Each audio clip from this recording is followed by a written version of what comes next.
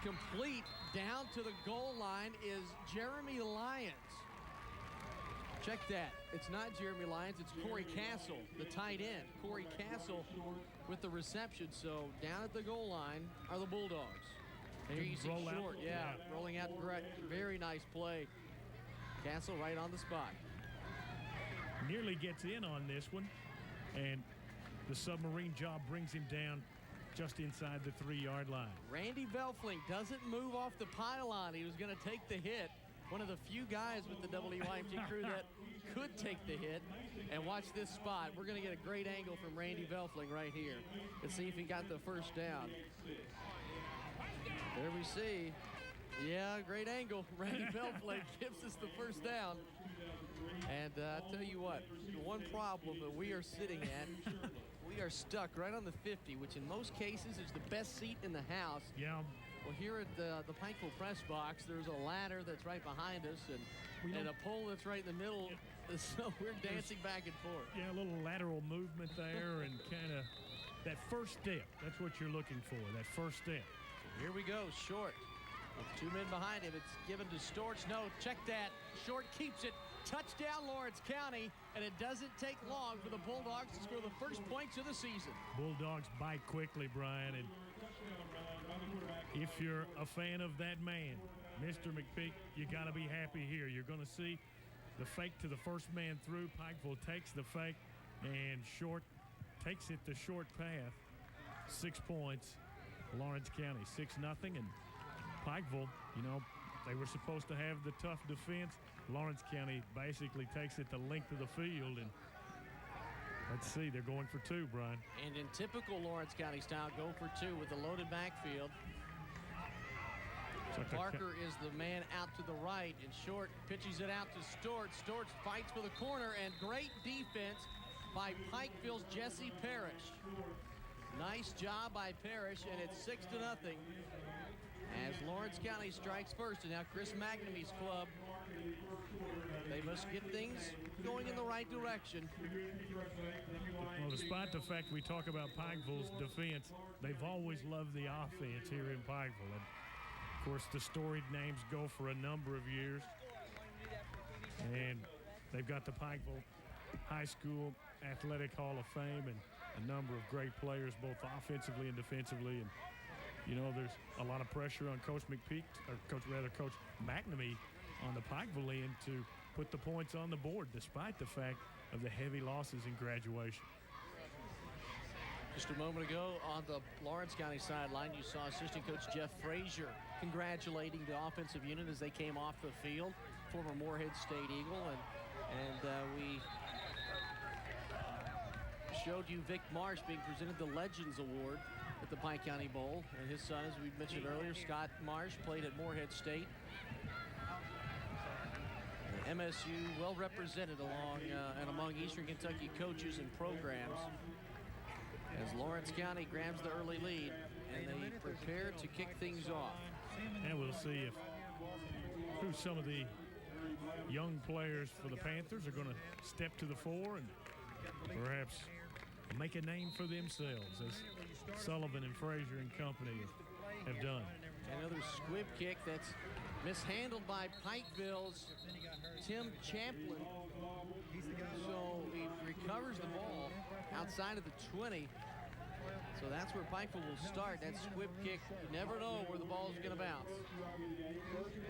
And on an AstroTurf field, this is more synthetic grass than it is AstroTurf. Right. AstroTurf, that ball would have rolled all the way to the river probably if given the right bounce.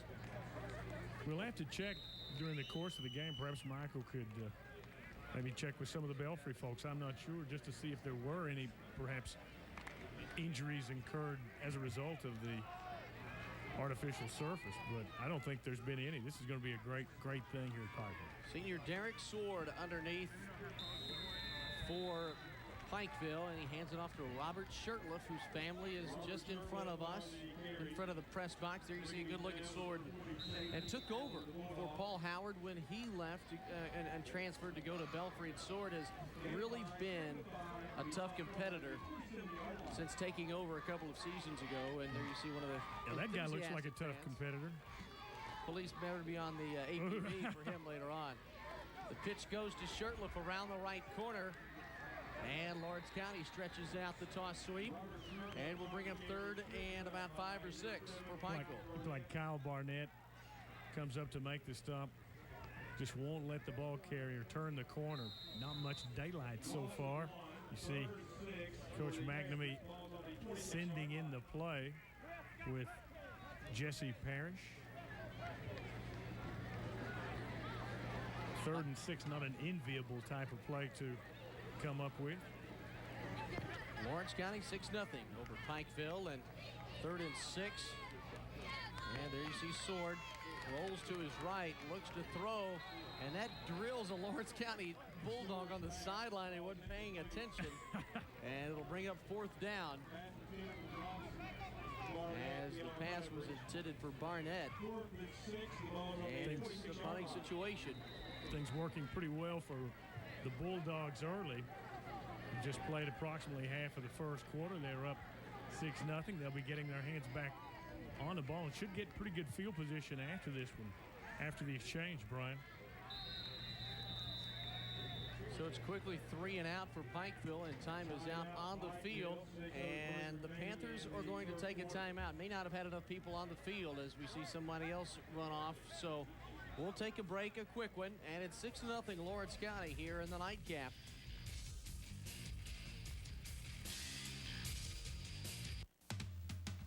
There's a place that serves tender and delicious certified Angus beef, made just the way you like it.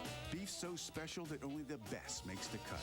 A place that serves the juiciest, plumpest chicken and mouth-watering premium quality pork. Meat so good they'll eat 'em all gone. Where's this meat place? At your place. When you buy the top quality meats from the food experts at Food City. And when you buy meat from the food experts, that makes you a food expert too. Boy, you are really gonna like this test ride.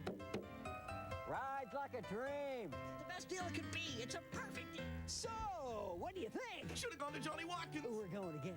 Don't be taken for a ride by other dealers. Come to Johnny Watkins Chrysler Center for your next car, truck, or SUV. A knowledgeable sales staff, a huge selection, and service that will keep you on the road for years to come. Johnny Watkins Chrysler Center in London. Johnny Watkins, Johnny Watkins, Johnny Watkins. We're not trying to be the biggest. We just want to be the best. Well, during the break, the punt took place. Officials didn't wait on us. Thanks a lot. 5:51 left. No harm done, though. Punt rolls all the way down past the 30, but it's going to be at the 29. I thought it 48-yard kick the way I thought it landed out of bounds, and Gary McPeak's on the sideline, on the opposite sideline. He thinks the same thing also.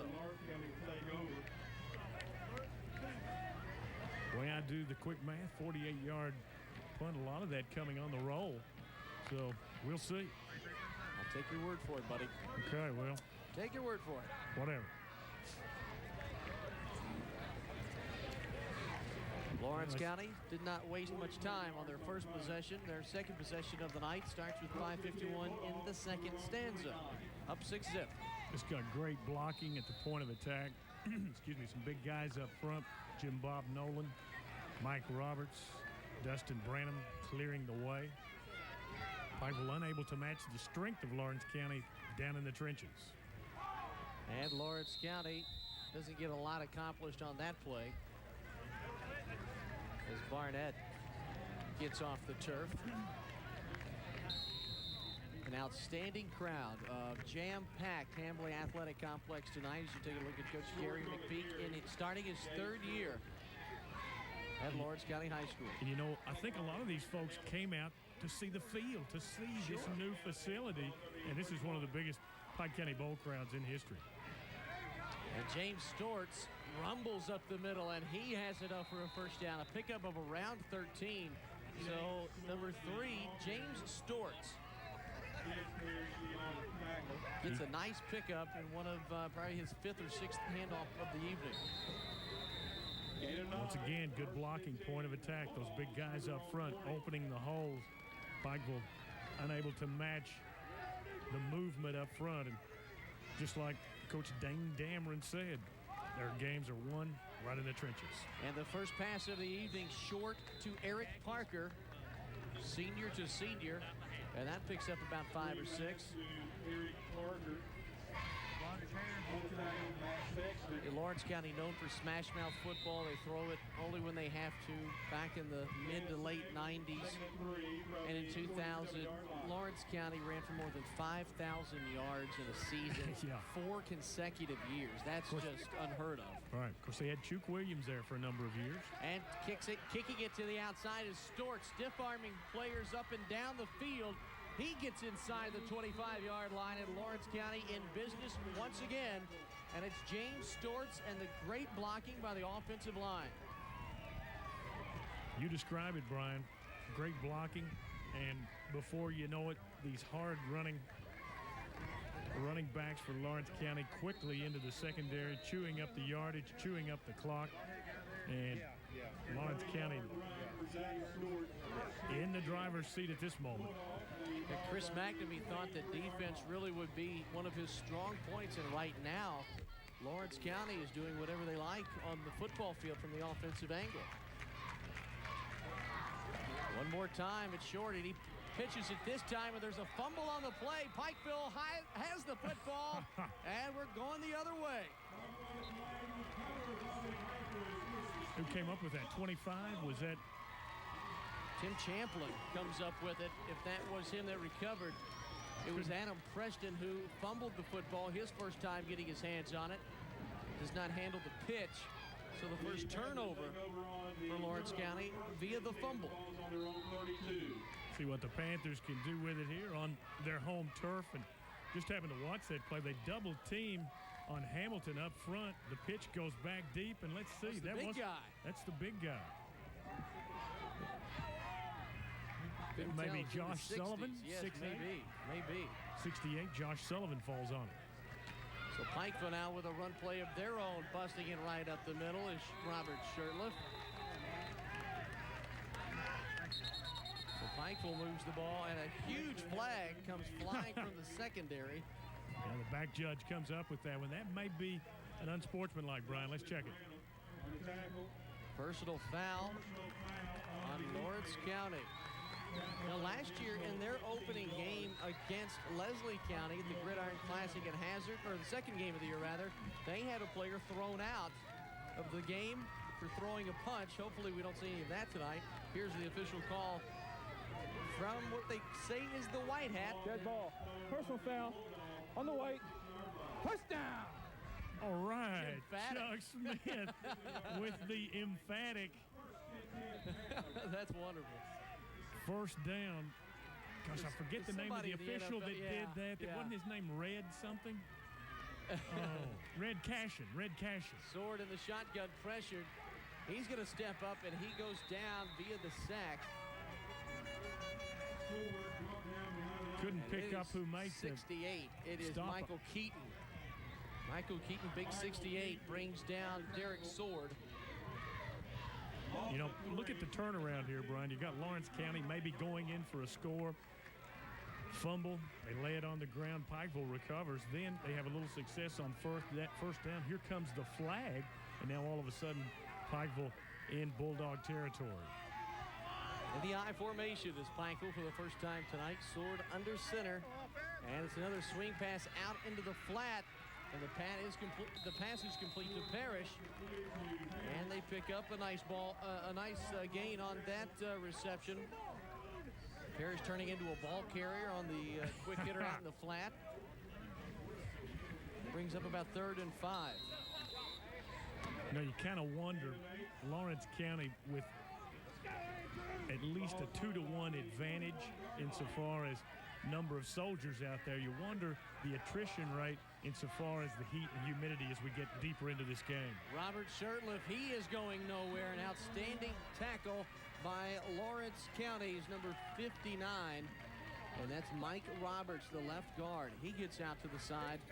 And Shurtleff a little woozy. 4th down decision for Coach McNamee. He's got a really good punter. Josh Sullivan also a little shaken up on that play, stays in the game.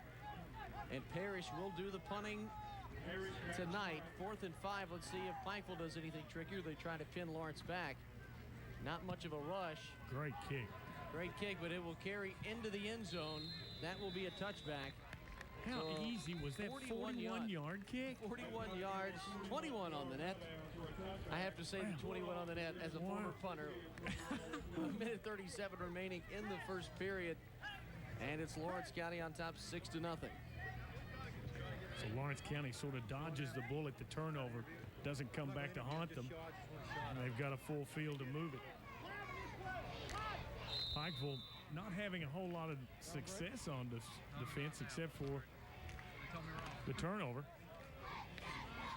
During the in-between ball games, during the intermission, if you will, Jim Matney, Sheldon Clark head coach, down on the sideline as Brian Short throws the quick hitter out in the flat to Harry Blevins.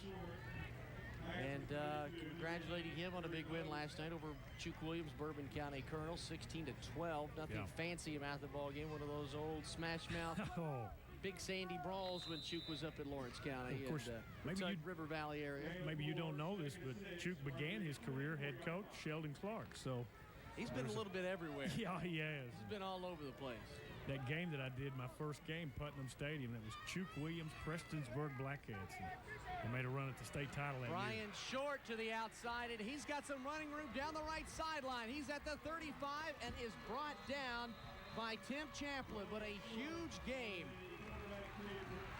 A huge gain may be called back. There is some laundry on the field. A flag thrown back at the 32, and the preliminary signal is holding on the Bulldogs.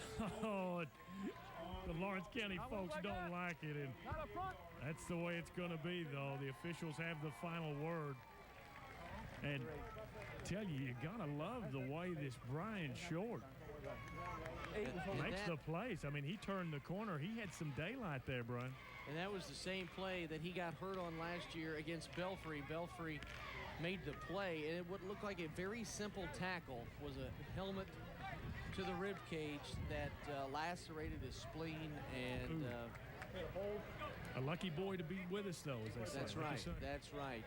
And he still played with that thing, isn't that right? He actually played for the rest of the first quarter and came off the field and was very sick, of course. They took him across the street to the, I believe that's the King's Daughters Hospital, maybe, across the street, and then flew him out to Ashland, and from there probably on to Huntington. But very lucky to be alive, and it's just wonderful to see that he's still playing football and not afraid to take a hit, because that can do a lot of mental damage also. You got it.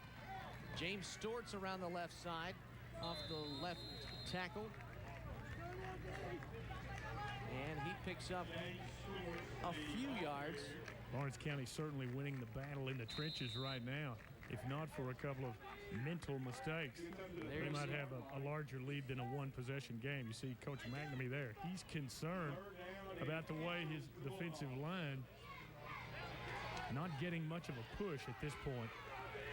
3rd and 1, less than 1 really, about 3rd and 6 inches, and Short on the option keeps it, and he's got enough for the first down as he is tackled by Parrish, and it's a first down, and that will most likely be the final play of this first quarter. 12.9 seconds left. Gary McPeak pointing to the scoreboard also, as you can see, and as soon as they set the ball down, we will wind it, and that will be the final play of this opening stanza here at the nightcap of the 2003 Community Trust Bank WYMT Pike County Bowl. It's 6-0 Lawrence County. We'll be back in just a moment on WYMT.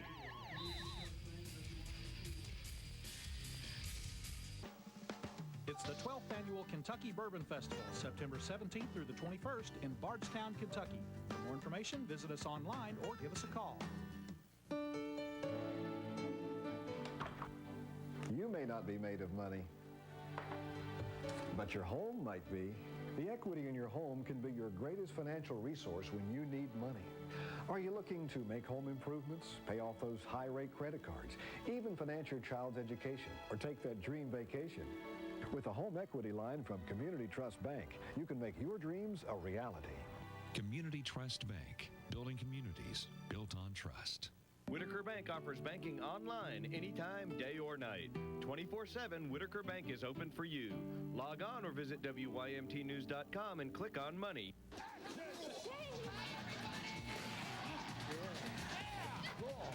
What?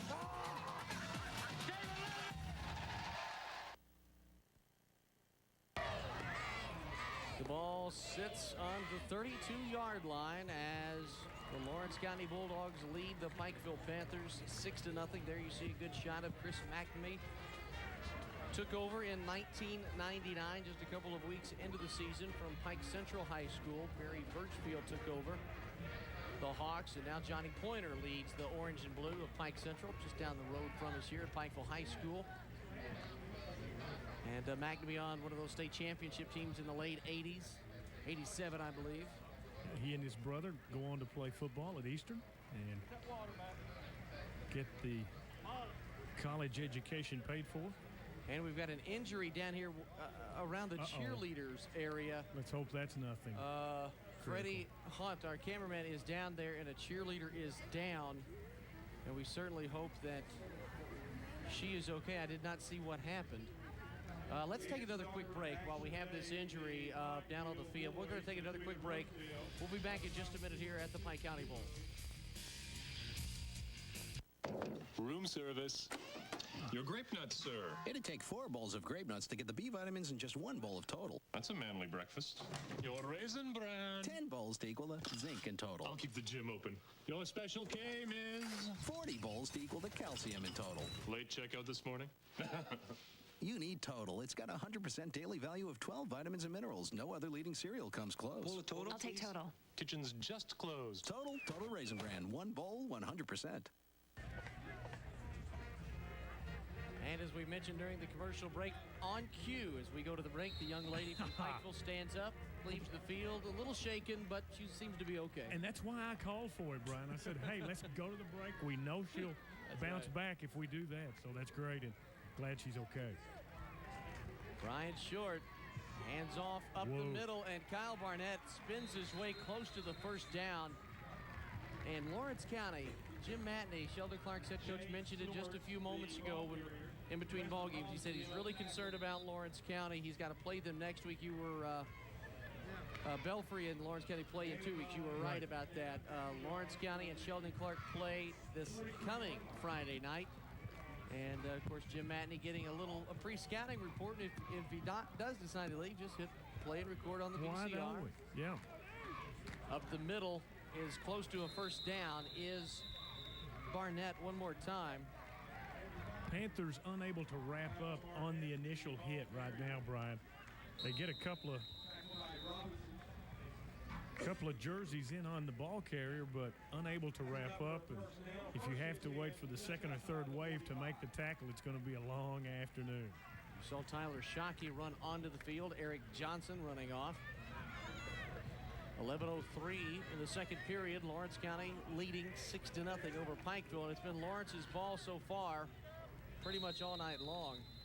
Barnett up the middle one more time, and we've seen a lot of option tonight, a lot of running the football, much more than passing. Smash mouth football. And back to my point I made earlier in the first quarter, Lawrence County with at least a 2-to-1 ratio of players, and you wonder, Pikeville basically both got players going both ways here.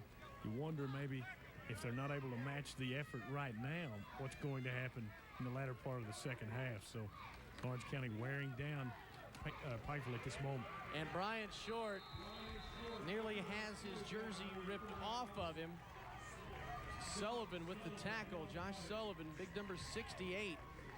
Kid's made a couple of big plays already. We believe he came up with the fumble recovery, right, as we take the instant replay look. Loss of 6. And you hear loss of 6. That's going to bring up 3rd and 12 at the 43. And passing situation for Lawrence County. You know, they're having such good success, and on the ground you see here double slots. And Short once again running for his life, throws on the run, incomplete. He was trying to hit Eric Parker, or another intended receiver was Chris Pope. He split the two with the incomplete pass, and it's 4th and 12, and Lawrence will kick it away as Gary McPeak maybe asking for a penalty there. Yeah, and you know, I think good decision there by the quarterback, because nobody really open. I think he put it in the spot where only his guy could have gone to get it. And didn't want to create another turnover there. Maybe set up Pikeville with the short field. It's Storts punts it away, a low punt that will roll a few feet, a few yards rather, down to the 15. On AstroTurf, that ball would have continued to roll. This is much softer playing surface. AstroTurf usually has concrete or some other hard surface underneath. This has rocks and gravel just to, fill in where they took all the mud and the dirt and the grass, and this is more of a very soft surface than AstroTurf. A lot of it composed of crushed rubber tires, right? That's on top of the field. If we see some of the players running the black substance that flies out from underneath, that's what's on top to help weigh it down and absorb the moisture when it does rain. So there you see Derek Sword, under quarterback, the senior. What a warrior he is. I tell you, he doesn't have a lot of size to him as he hands off to Shirtliff. Shirtliff is stood up and almost shirtless. Whoa. After the tackle, picks up a few. You can hear the pads and the helmets pop there. No place for the faint of heart inside that tackle, inside the tackles there for Pikeville. Lawrence County matching them blow for blow. Those big guys up front not being moved at this moment. Once again, the I formation as Chris McNamee promised, and barreling his way up the middle is Robinson, number 2. Big third down call here for Coach McNamee. Little success running the ball between the tackles. Certainly that was Pikeville's MO for a number of years. When Hillard Howard was here, you knew you'd get the big test. And as other fellas have taken the helm, they've opened things up a little bit more. Third and short, and Shirtliff fumbles the football, gets it back, and that extra couple of inches on the fumble may be the result of a first down. Looks like he did get the first down, and it is.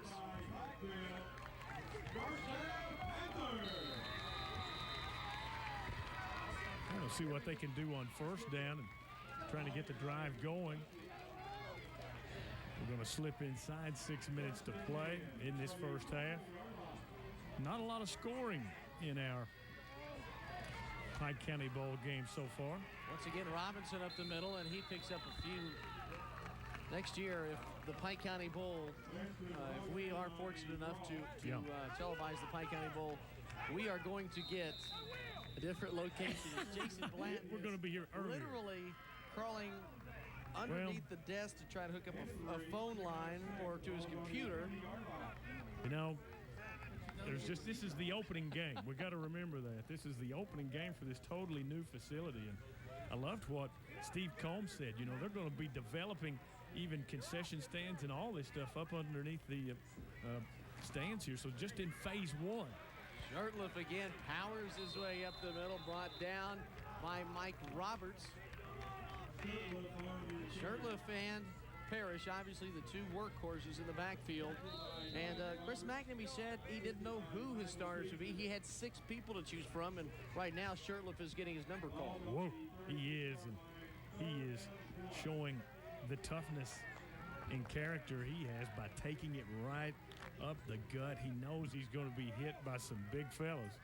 Still able to power through, get close to the first down marker, and have a penalty here from the side judge, and that's usually either a motion situation or perhaps the center picks up the ball. How about that? It's on Offside. Lawrence County. Yeah, offside. So the Bulldogs give them the automatic first down. So Pikeville continues their drive with 6:37 left in the second period and a very quick moving first half. Encroachment on the way. First down. That was not come nearly on. as exciting as I'm telling you, we were waiting on that, but you know what? I'm sure it was Red Cashin. He was the old timey, so he'd draw it back too. He would draw it back. Texarkana, Texas. Texarkana, actually, correct enunciation.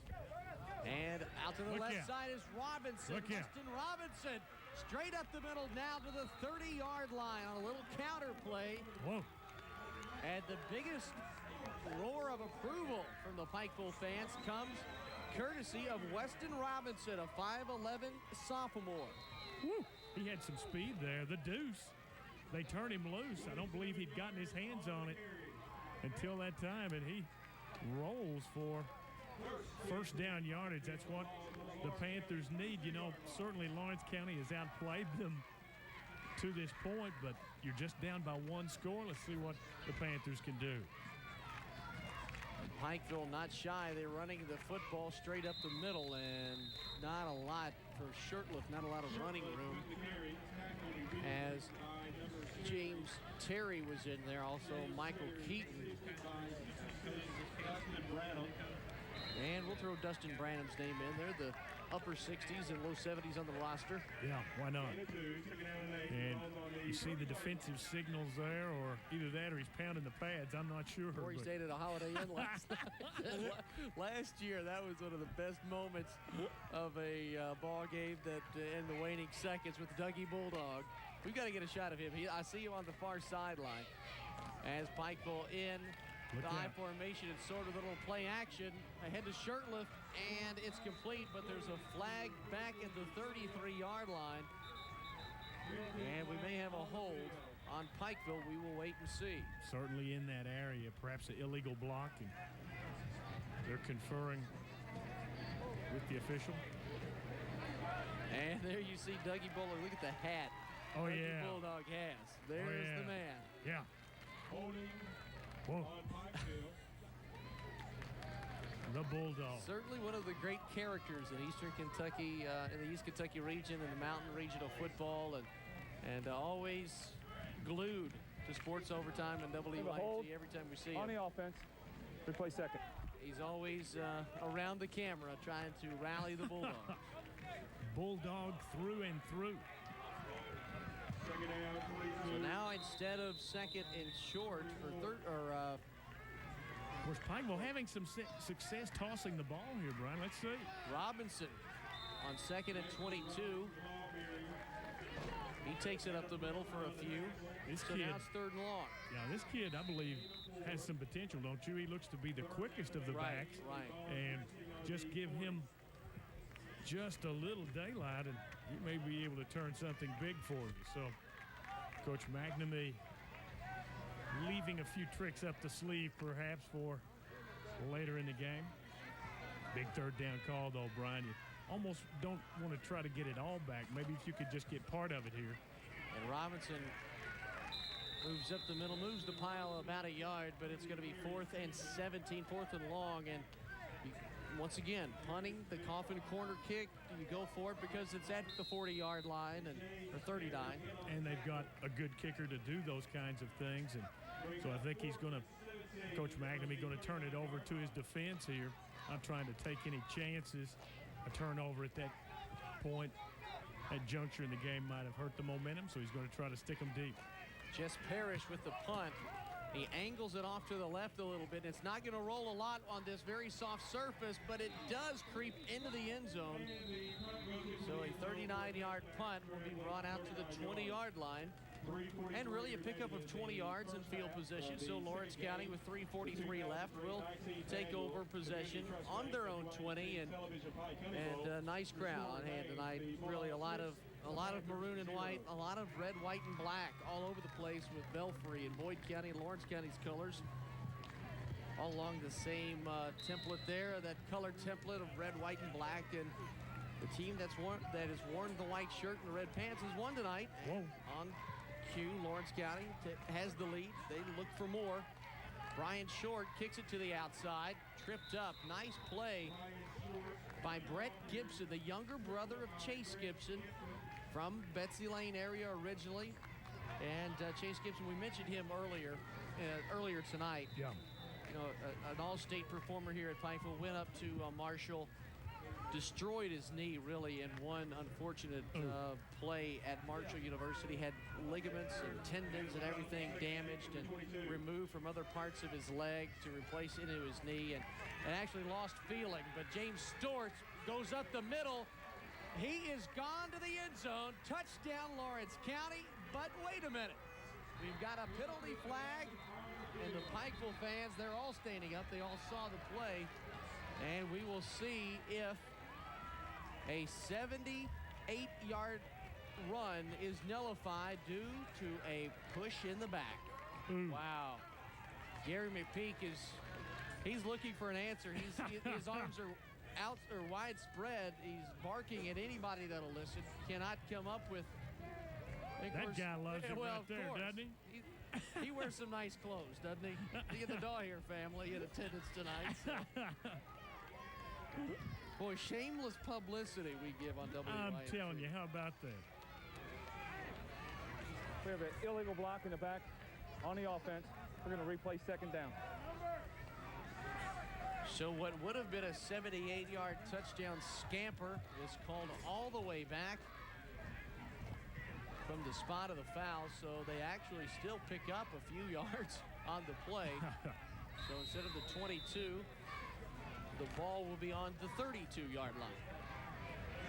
And there you see the coaching staff from Lawrence County asking for some answers. Yeah, they've all got their hands outstretched, wondering what went wrong there, kind of demanding from the official an explanation. Well, in Gary McPeak's defense,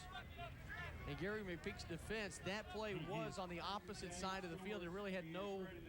And you'll see official Chuck Smith going over to explain to Gary McPeak the situation.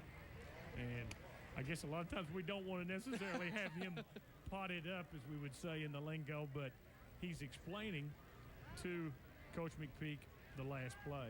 Anytime there is a situation, a coach has the right to call the official over to say, hey, explain this one to me. Who did you have with the penalty? Of course, maybe in college and pro where they actually do identify those guys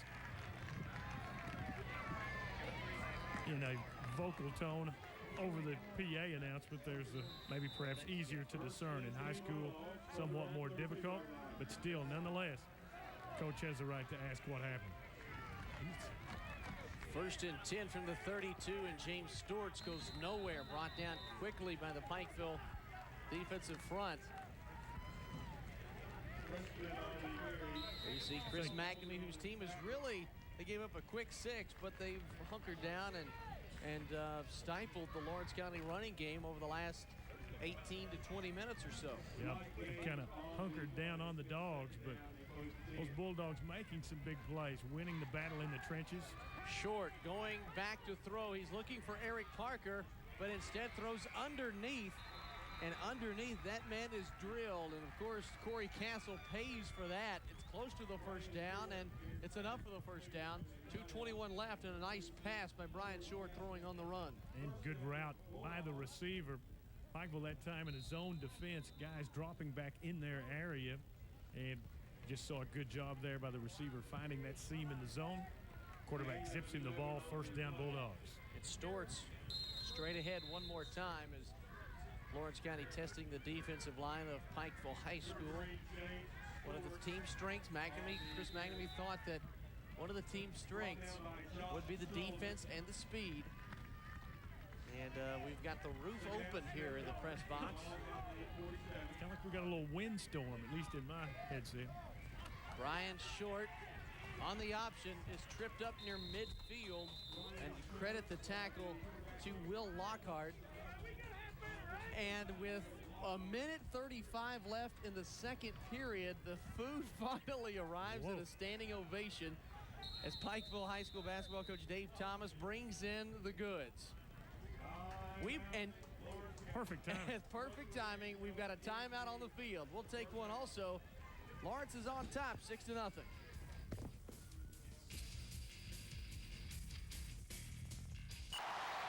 It's that time of year, and once again, Appalachian Wireless invites you to score for your school. Anytime a customer acquires new service from Appalachian Wireless between August 1st and September 15th, we will donate $10 to the local high school of their choice. Appalachian Wireless will then donate up to an additional $1,000 to the high school receiving the most donations. You always get more at your Appalachian Wireless store. Call for the location nearest you and score for your school today. Had a timeout on the field. Lawrence County on top 6-0. A minute 28 remaining, and a very quick moving first half right now, just a little before 10 o'clock. Last night at this time, you and Jim Freeman were just barely starting the second quarter, maybe. Yeah. It was a very long ball game. A lot of time spent out on the road last night here at the Pike County Bowl over at Shelby Valley High School. Most people did not leave until 1:32 in the morning. I tell you, a lot of announcers know that I believe they felt like they went 8 1/3 against the old Big Red Machine. I know that's the way I felt.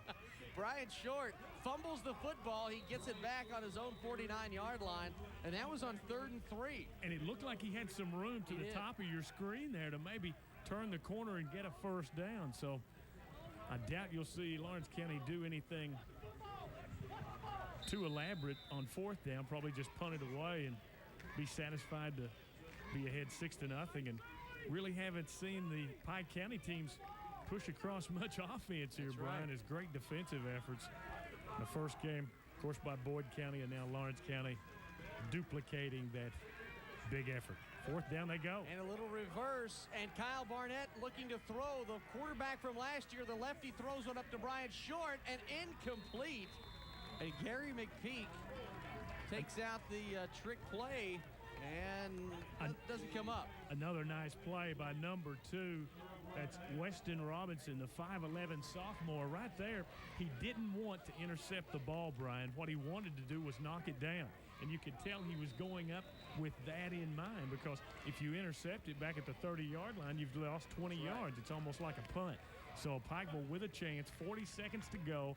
Let's see if Coach McNamee has the passing package in place this early in the season. 40 seconds left. Eric Sword will line up in the shotgun with 2 receivers to the bottom of your screen. And he's going deep, going for the home run. Incomplete. Matt Sexton was the intended receiver.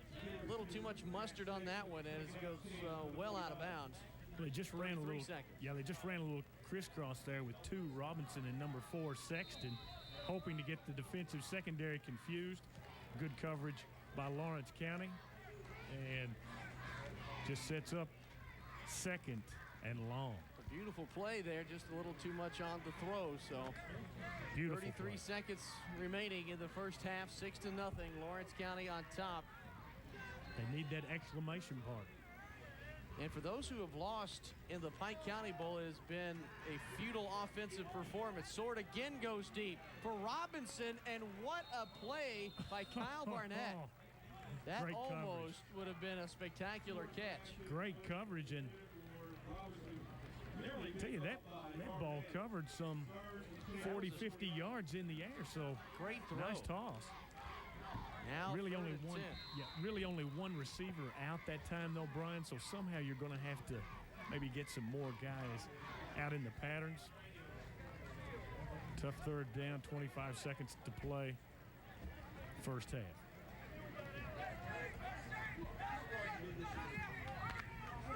Time winding down on this first half as Derek Sword will look to the shotgun one more time. Receivers to the top and to the bottom of your screen.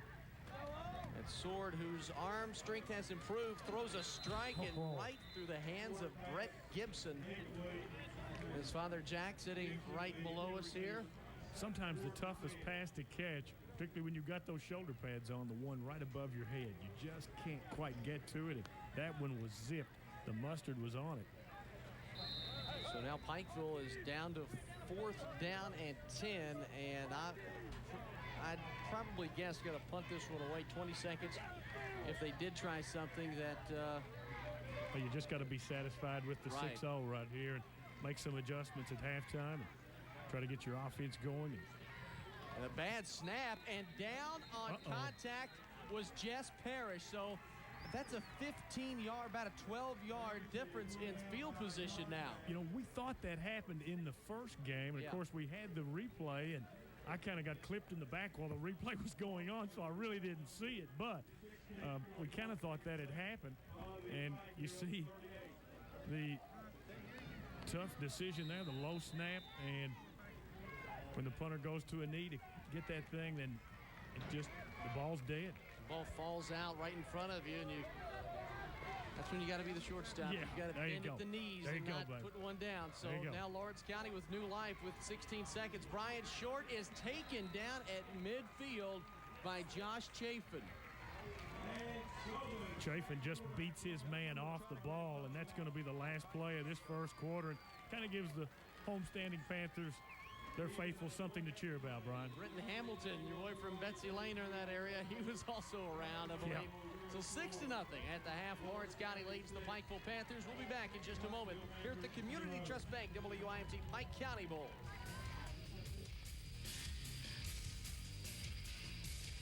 If you have diabetes, you know you have an increased risk of kidney disease, blindness, and amputations. But did you know that 2 out of 3 people with diabetes die from heart disease or stroke? Fortunately, you can reduce your risk of heart disease and stroke by lowering your blood sugar, blood pressure, and cholesterol. If you have diabetes, ask your doctor to tell you more about the link between diabetes, heart disease, and stroke. Call us.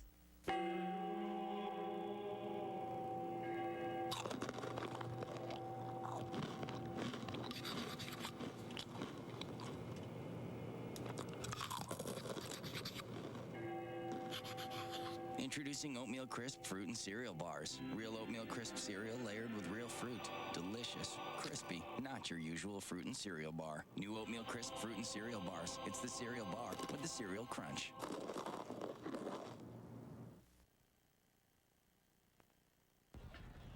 Welcome back, everybody. We're at halftime of our second game. Lawrence County leads Pikeville 6-0. I'm joined by Coach Chris McNamee of Pikeville. Coach, no, you're not probably pleased. It could have been better. Could have been worse, though, in the first half. Yeah, we're real fortunate to get here at halftime at 6-0. It seems like, we've gotten all the breaks so far this first half. We just got to come in at halftime, regroup, play better assignment defensively. And I feel like we probably need to run the ball a little bit more second half. Our running game started to come along there a little bit in the second quarter. So hopefully we'll regroup and come out and play a good second half. Okay, Coach, thank you very much. Best of luck. All right, thank you, Mike. Coach Chris McNamee of Pikeville. Brian, his Panthers are down right now 6-0 at the break. Thank you, Michael Brown, and we are at the break here. Let's take another quick break, and we'll come back with a halftime report, a little more statistics and so forth. You're watching the Pike County Bowl here on WYMT.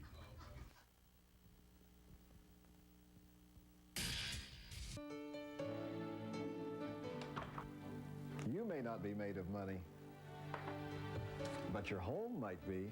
The equity in your home can be your greatest financial resource when you need money. Are you looking to make home improvements, pay off those high-rate credit cards, even finance your child's education, or take that dream vacation? With a home equity line from Community Trust Bank, you can make your dreams a reality. Community Trust Bank, building communities built on trust.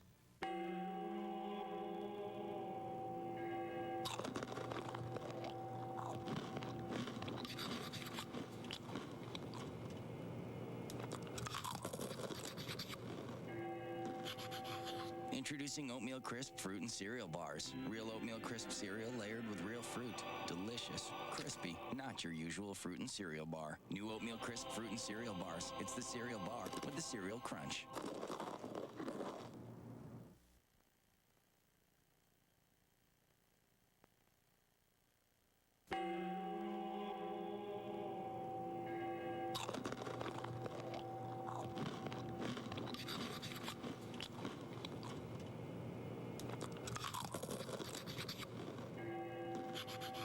Introducing Oatmeal Crisp Fruit and Cereal Bars. Real oatmeal crisp cereal layered with real fruit. Delicious, crispy, not your usual fruit and cereal bar. New Oatmeal Crisp Fruit and Cereal Bars. It's the cereal bar with the cereal crunch.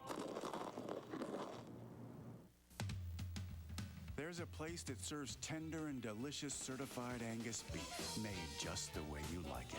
Beef so special that only the best makes the cut.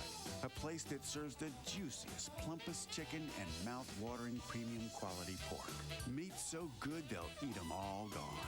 Where's this meat place? At your place, when you buy the top quality meats from the food experts at Food City. And when you buy meat from the food experts, that makes you a food expert too. Practicing injury law is a people business. I'm Gary C. Johnson. We get to know our clients like family, and I want to thank them for their trust. Looking back over the past 27 years, the people are all that really mattered.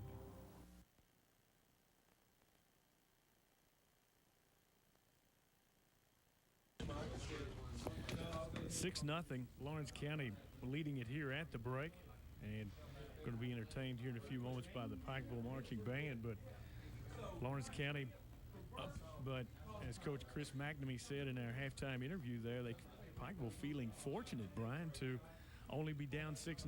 They sort of feel like the breaks have gone their way. They've picked up a couple of turnovers and tried to capitalize on those. They've yet to do that, but at least not falling behind more than one score here at home in your opener.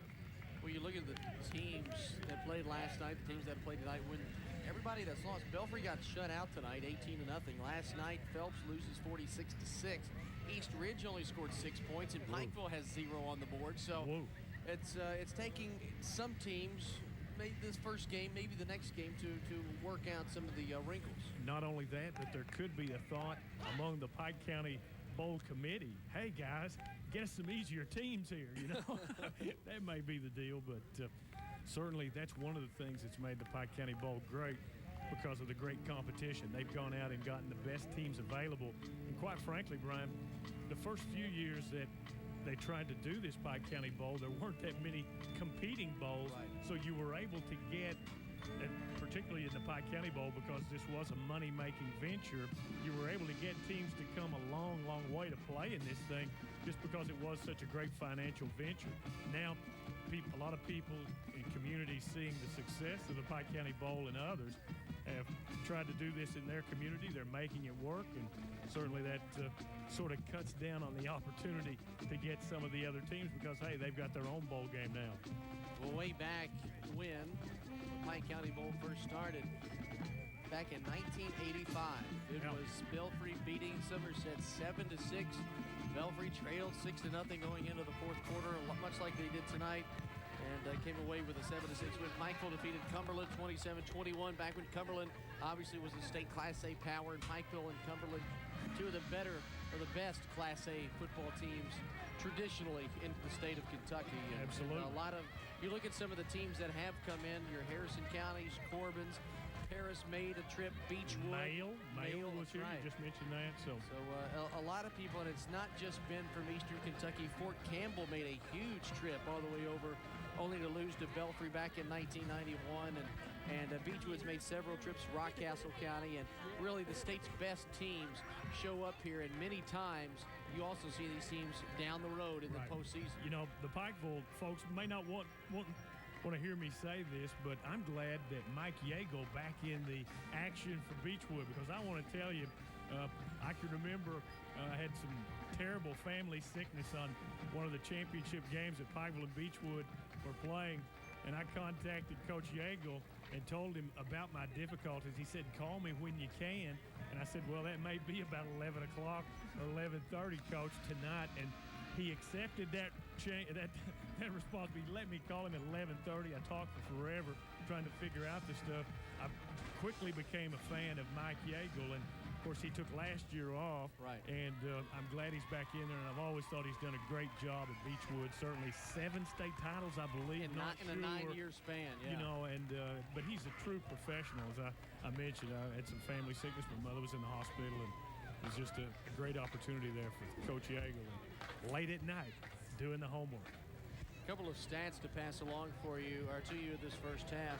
For Lawrence County, 28 rushes in that first half, 134 yards. For Pikeville, 15 for only 48. So there's one of the big stat differences between the two teams tonight. Lawrence County leads at 6-0 at the half. 6:33 remains in this intermission. We're going to take a break as the Pikeville band walks off the field. You're watching the Pike County Bowl on WYMT.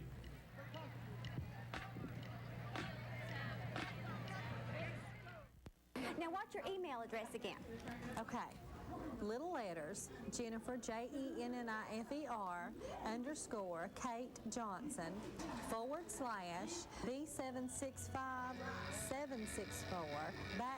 / If your email address is as long as the theory of relativity, get personal with an email account that's easy to remember and says something about you. At Southeast Telephone, we've got connections. Call for an agent near you, 888-364-9000. Who can resist something fluffy? You're my little fluffy one, my fluffy wuffy one that makes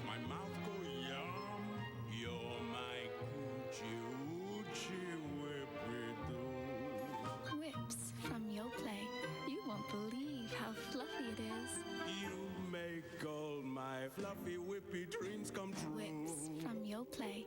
Everyone needs something fluffy to love. There's a place that serves tender and delicious certified Angus beef, made just the way you like it. Beef so special that only the best makes the cut. A place that serves the juiciest, plumpest chicken and mouth-watering premium quality pork. Meat so good they'll eat 'em all gone. Where's this meat place? At your place. When you buy the top quality meats from the food experts at Food City. And when you buy meat from the food experts, that makes you a food expert too. It is time now to take a look at our Long John Silver's catch of the day, the first one of this 2003 high school football season. And our catch of the day comes to us from the game we did live last Friday night, North Laurel versus Hazard. And Hazard wide receiver Lamar Williams gets the pass from Steve Sizemore. Nothing fancy, but his receptions throughout the ball game helped Hazard beat North Laurel 35-24. Lamar Williams had 7 catches, and that one right there was good enough for our catch of the day. This week on Home Makeover, we're at the home of Paul and Christine Schmidt. Christine wants a new backyard, but they're tight on money. Let's get to work. Take a look. Whoa! Right now, every Yamaha motorcycle and ATV is available for as low as 3.9% APR all the way to 2005. And just look at the results. Next week, we renovate a kitchen. So long. So long, thanks. Thanks. Have you ever had a door closed because you never finished your college degree? Then it's time to start focusing on your future with PACE, the new degree completion program from Cumberland College. Now you can complete that college degree you never finished. Earn a bachelor's degree in organizational management from Cumberland College in just 24 months. PACE classes meet just 1 night a week, with the same group going through the program from start to finish. Working adults who understand the challenges adult students face. Sessions are forming now. Call 1-800-343-1609 to find out more.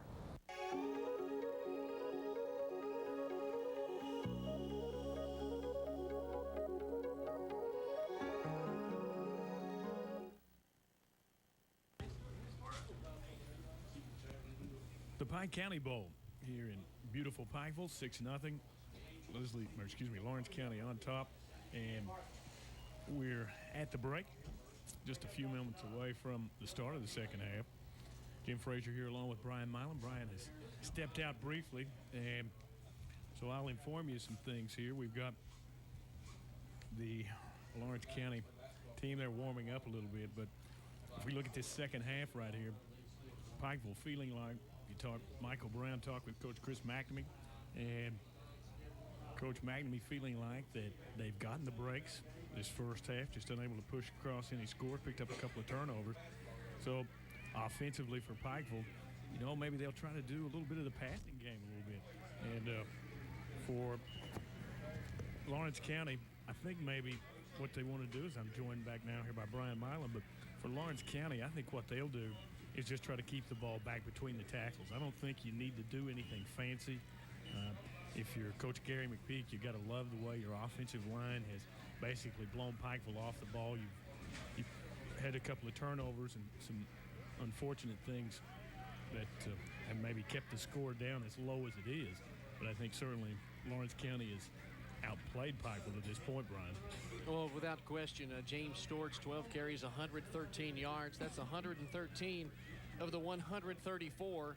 And we've seen a lot of rushing tonight in both games, right up the tack, right up the middle, like you said, keep it between the tackles.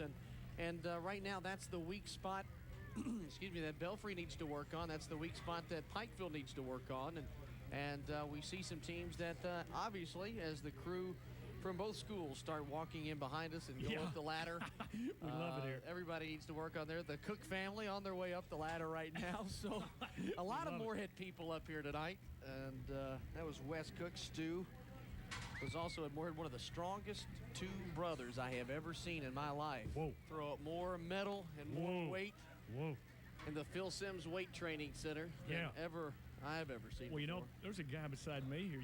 I think for Pikeville, we saw Robert Shirtliff really run hard between the tackles, and it just so happens his dad, Little Bob, his Robert Shirtliff's grandfather named Robert Shirtliff, so Bob Shirtliff. So we've got Little Bob, who played at the University of Kentucky. His father doing the radio work here. Randy. And, along with Randy Jones. Yeah, Randy Jones doing the play-by-play, and little Bob on the color. And I told him, I guess, well, it's a little bit anxious when you have your son out there between the tackles. And he said, well, I try to get a chance to critique him here. But kind of a family affair, as it is at most of these high schools on a Friday evening. And just always great to see. Well, we're getting ready for the start of the second half.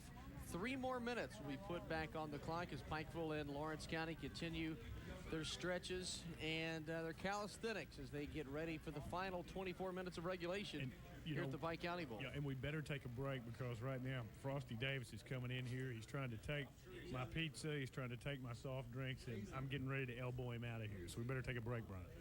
One last break before we start the second half. We'll be back in 2 minutes here at the Pike County Bowl in Pikeville, Kentucky. Hi, I'm Destiny. Hi, I'm Wesley. And my name is Adam. And I'm Ernestine. And we are with the Teens Against Drugs at Barville City School. And we have a message for you. When you drink and drive, not only are you risking the life of yourself, but you're risking the life of others. Drugs kill. They ruin your life and your family. So don't risk your future with drugs and alcohol. All you have to do is just say no. Hi, we want you to share a mountaintop experience with us here at First Baptist Church Heinemann every Sunday morning at 10 o'clock right here on your mountain television, WYMT. The United Way operates on a simple premise that strong communities provide hope and opportunity. I encourage all Americans to support their local United Way. When others ask you to do drugs, what do you say to them? No way. I respect my body, man. Some television shows make an impression. Others leave an indelible mark. The reputation of this firm doesn't matter to you? We are a bottom-feeding do-whatever you can to get your client off law firm. Your guy's getting life, Eleanor. Life. Is this the way you practice law? If I have to. To simply call this show a winner would be an injustice. The Practice. See how it all began. Sunday at 12:05 a.m. on WYMT. Didn't she see the light? No, she was riding against traffic. She should have been wearing a helmet. Don't let this happen to you. Follow these safety rules. If you ride on the road, ride in a straight line on the right side in the same direction as the traffic. Signal your turn.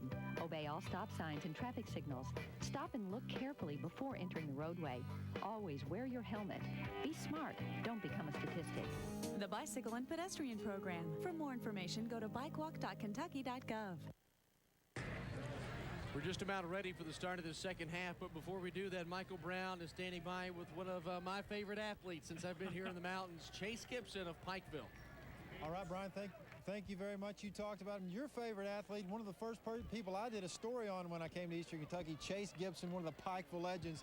Now, how did this come about? We know you got a scholarship to Marshall. Unfortunately, you hurt your leg, got some injuries there. Football sort of done playing. Did you approach Coach McNamee, or did he come to you? I've just always been down here watching my brother practice and everything, and I just love sports, and I had to get in here and help coach. I'm still going to Marshall. I'm leaving right after the game, matter of fact, to go down there, start school on Monday. Now, how obviously was it frustrating being that you can't play anymore? Oh, it's very frustrating. You know, I had a lot of high expectations out there, you know, but I got to be around the game, though. I love it. Coaching something you interested in getting in after school? Definitely. I don't know if I want to teach, but I'm going to have to coach somewhere. Okay, Chase, thank you very much for talking with us. Brian, let's send it back up to you. The second half is ready to kick off. Oh, yeah. Yeah, we mentioned the honesty of coaches. Boy, that, don't want to teach. Let's just coach. And let's stick the books aside and break out the playbook. I tell you, I want to get to that point in just a minute. Pikeville takes the opening kickoff, and roughed up is Tim Champlin. He goes head over heels at around the 30. You know, Brian, one of the things you have to do, myself as a teacher, that's my number one job. I always give a big tip of the hat to these coaches because it's not like you can just go get a job in your hometown. And so these guys are forced to move, and a lot of times you're not able to produce the W's. They're not signing in high school some $2 million contract. Right. It's basically the teacher's contract for some $35,000, $40,000. So my hat is tipped to these coaches, and perhaps Chase Gibson will be one of those. Just maybe not a teacher, right? Yeah, very, very honest. Shurtleff goes up the middle for a few yards before he is stood up by the entire Lawrence County defensive line. Second and 7. You know, and once again you say, well, at least he can teach PE, huh? Hey, forget that. There's only a half a dozen of those in the whole county, so you've got to push somebody out. Not the easiest thing to do. And my father, a high school baseball coach for numerous years and a teacher, and just recently retired, so he's going to start enjoying the free time, going to Lexington, eating breakfast with Oscar Combs and Joe B. Hall. So. Shurtleff, the man in motion, his sword is in the shotgun, and Weston Robinson goes absolutely nowhere, stood up by James Terry and Stephen Dunn and Michael Keaton, the front three of the Lawrence County defensive line. So a nice play there by the Bulldogs, which brings up 3rd and long. And Chris McNamee and Derek Sword discussing the situation. Also down there is Champlin. Story basically still the same. Lawrence County winning the battle at the point of attack. Not much of an opening for the running backs. Pikeville forced into 3rd and long, passing situation. And we have a whistle on the field. I don't know if that was delay of game. It comes from the back judge, so it must be delay of game. It's his responsibility to keep the clock. And that's one thing that I wish, I know they have it at the college level. I really believe there needs to be a game clock on the field. On the offense. We play 3rd. Your man, Jim Freeman, that's exactly what he said in the situation last night. It just makes sense. I mean, no one knows when the whistle blows and when. Once again, that's the toughness of this high school coaching. I mean, if you're going to get into that endeavor, that's just another part of it. You're expected to have those guys trained and ready to go. And for the most part, they get it done in the 25-second count. So it's 3rd and 12, Blitz. and Sword out in the flat, and Weston Robinson is driven into the ground by Brent Fife, and that is helmet in the chest, and that is textbook football by number 4, Brent Fife. Man, wow. Fife in the night. Whoa. As he slashes through to make the stop, and there was some room for Robinson if he could somehow have evaded Fife, but nothing doing there. And let's see if Pikeville can have a little bit better success on the punting game. Last time, the bad snap. An all-out rush on the punt, but it is away with no problem, and a flag down, and Pikeville has recovered a fumble, but the halo rule may come into play here, a flag down. I thought the halo rule was gone. It may have been gone. In high school, it might. High school and college, they flip-flop the rules so much. I don't know if I'm we'll thinking, see. though, but there was interference here because there wasn't. I mean, he hit the guy. Pikeville player hit the punt receiver before he ever had the chance to get the ball. So we're going to have the discussion of the official call here in just one moment. Let's see what they say here, and then we're going to be going to an interview just in a second here. Let's take a look here. And there appears to be some discussion. You see the signal for the fair catch, and, it's hard to pick up there. I believe there was a conclusion. Kick catch interference on the kicking team. That penalty will be declined. We will have 1st down, White. So it is interference basically in Pikeville, but that pretty much is the same thing as the halo rule, was it not? I mean, unless he had contact with him before the ball got to him, I'm not sure. I don't understand how you can say it was declined and the ball go back to the 50-yard line. Perhaps we'll get some more on that. Right after this play, Michael Brown has an interview on the sideline as Brian Short is under center, and the first man through goes nowhere. Michael, let's send it down to you. All right, Brian, thank you very much. We're watching Brian Short on the field. I'm now joined by his father, Bruce Short. And, Bruce, I know you're one of the proudest parents in the stands out there. We all talked about it, what happened with Brian last year. Didn't look serious at the time, but it was very serious. Yeah, it was life-threatening, but he's come back pretty strong. I'm proud of him. This is what he wants to do, and I think he's really doing his best. You say this was what he wanted to do. Was there any hesitation for you and your wife as to letting him back out on the football field? Well, really, we left the decision up to him, and we both support him 100%. Obviously, it makes us nervous. I mean, when you have something that serious, it's enough to scare you. But we're behind him in what he wants to do. He said from the start he was going to play again. There was never any doubt in his mind, and he's doing pretty well. Now, you were telling me just a little while ago, because he doesn't have a spleen, he's not susceptible to that type of injury, but there are other little things. Oh, yeah, well, I mean, he's susceptible to any type of injury that anyone else is. He just doesn't have a spleen. So he's not going to get a ruptured spleen because he doesn't have one. But so far, he's having an outstanding ball game tonight. No matter win or lose, I know you're going to be extra proud of him. Oh, I'm always proud of him and appreciate it. So, yeah, I think he's doing pretty well. Okay, thank you very much for joining us. All right, Brian. Bruce Short, Brian's father. I know he's a very proud parent down here as his son Brian's leading this Lawrence County Bulldog team. Well, I tell you, that was a great interview, and certainly the parents supportive of the child, and you could see the anxiety, the frustration on perhaps the part of the parents as you see Lawrence County powering their way to another first down on that big fourth down call, Brian. But I tell you, you got to love it. They put it up to the kid, and the kid says, hey, no doubt in his mind the whole way. James Storts he's just never going to have a spleen problem ever again. Right. Brian Short, his brother also played at Lawrence County and wore number 2, so they keep the deuce in the family. And Lawrence County driving now in the third on the 26-yard line, 1st and 10. And Brian Short leading this ball club offensively, gives it to Kyle Barnett. And Barnett and Storts, the two main guys pulling the load tonight. They've combined for more than 100, with Storts getting the majority of that. You know, some of the big guys up front, 26, Corey Castle, 51, Ricky Muncie, 55, Jim Bob Nolan, 59, Mike Roberts, 63, Will Hatton. Some of the shirts also 66, Dustin Branham, seeing some action up front. They've interchanged some of those guys, and they're the guys that are winning this thing, Brian. Straight up the middle, it's James Storts one more time. Inside the 5, lunges for the pylon, and he's knocked out of bounds inside the 1-yard line. Excuse me, Brian. He came perilously close to fumbling the ball through the end zone there. Had he lost the ball, now the ground can't cause the fumble. You see the great blocking point of attack. He's through a hole that you're big enough to drive a truck through. You see him move the ball right there. If the ball had fallen out, as you saw him switch hands with the football, if it had fallen out before his knee had touched and rolled through the end zone, it would have been a touchback Pikeville ball back at the 20-yard line. Now the wishbone, the power eye, and it's Storts straight up the middle, and he is running with authority. Touchdown, and says a little hello to the Pikeville defense. 12-0 Lawrence County, and they do it with the power game. You said it, Brian. They do it with the power game. That's where the advantage had been. We talked about the fact that they do have the ability to throw the ball, but we didn't think they'd be doing that in this third quarter. They've had the great success between the tackles.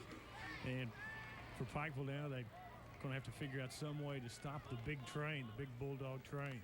Short with a little play action, rolls out to the left. He's got an opening, and he throws an incomplete. The intended receiver for Lawrence County was Chris Pope, and knocked down by Matt Sexton. Quick hand Sexton, but a flag down on the play. Another one of this fine sophomore class. You know, Pikeville's got some good sophomore. And interference on Pikeville. They'll get another shot at it. They'll get it half the distance to the goal. And you have to think that Storts or Barnett's going to take this thing straight up the middle. Only a yard and a half out now. It's great blocking point of attack. Pikeville unable to match the physicality, if you will. On the red. We're going to replay it down. Wait for my whistle. We will wait for the whistle by Chuck Smith. Once again, the power eye, Lawrence County, and it's straight up the middle, and Storts running over people, Champlin on his back. 14-0 Lawrence, and they do it with ease. They do, and they get it so well with that second back through. You know, the first guy goes in, takes the hit, and the defense has to respect it. You see McPeak very emotional, very enthusiastic out there to give you the 5. Fullback takes the hit, draws the defense. Second man through, swings through for 2 points. Boom. 14-0. Lawrence County on top. Pikeville with their back against the wall. And we're looking right now, the way Lawrence County's playing, at a first on the Saturday when both Pikeville and Lawrence County get shut out on the same night. It's been a historical night so far with the field dedicated to the legendary coach of Pikeville, Hillard Howard.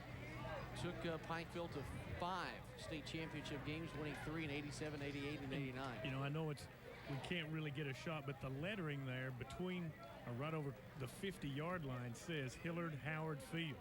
That's it. Yeah, we're going closer. We're getting the zoom in. You see it. And that's going to be there forever on the turf.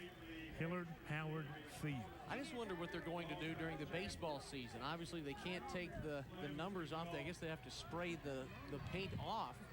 But the football field is obviously, you see the time of your screen, will be the outfield for the baseball field. It's an interesting thing. All the officials in their first game paced off the field, Brian, to double check that it was the 100. I'd never seen that before. What would happen if it wasn't 100? I don't know. There's a flag that's thrown down as Champlin returns the kickoff. And we've got flags coming from all over Hambly Athletic Complex, and Chris McNamee not pleased with the call that I think he's going to get, and it's a push in the back on Pikeville High School. Another tough mistake on the kicking game, but yeah, during the pregame of the first game, Matthew Young had his entire crew space out and pace the field. Yeah, I've always wondered, what do you do? What would an official do if they walk off the field 100 yards and it's not 100 yards? They can't suspend the Pike County ball. We have a illegal block in the back, on the red, on the return. We're going to have first down red. Pikeville ball, first and 10 on their own 15-yard line. So Pikeville gets it inside their 20, so they've got 85 yards to pay dirt. They need to score down 14-0. 6:42 remaining in the third. And Pikeville, not a lot going offensively as Pikeville running hard. Could not tell who that was.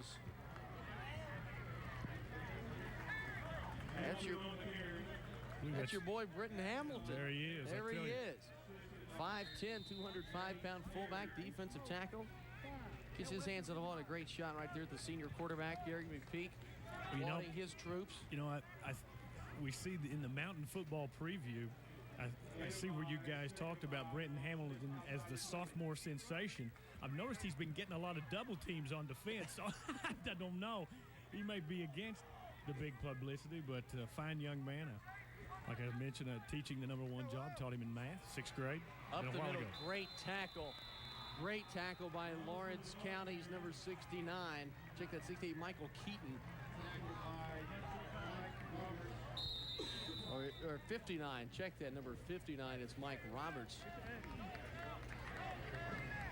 You know, as a matter of fact, Brian, if I could just kind of step back to that class, had Brandon the 6th hour. You know, you always like having a nice class in that 6th hour, and he was part of that, a real good group. And Patrick Stapleton, the fellow who scored the last touchdown for Betsy Lane, was in that class as well. A lot of good kids in the area. Sword out to Shirtliff. He's got Barnett in front of him. Barnett slows him up for the moment, and Shirtliff, small train wreck at the 25. The official, Chuck Smith, referee, says no fumble. And then the ball is down by contact, so there is no fumble. Barnett allowed the defense to catch up by keeping Shirtliff in front of him. So that'll bring up 4th and 1. 4th, maybe less than 1. Do you go for it here? Wow, I'd say with the way Why the not? offense, Why you not? have to. Why not? The defense. It's the bowl game. They're going to punt it. Struggling. Smart play by Coach McNamee. That's why we're up here. It's not a video game. You know, there actually is something to lose here. 4th and 1 from the 24. Might try a quick snap to Hamilton here. Let's see. Maybe a snap to the upback. And the punt is gone. A left-footed end-over-end kick that he caught on the inside of his foot. And that'll be right at midfield. They'll mark it from where it went out. Wow, that's a... I was going to say, that he goes to the 45. It should be right at midfield.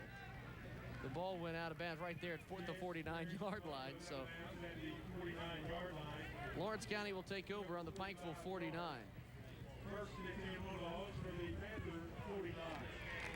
4:23 remaining in this third period at the Pike County Bowl, the final night of this 19th annual Pike County Bowl, and a lot of blowouts and a lot of, it's either been feast or famine on the offensive side of the ball for, Phelps, they lost last night big. East Ridge lost big. Belfry, they throw up the double goose egg, and Pikeville, they have yet to score. Brian Short rolling to the right.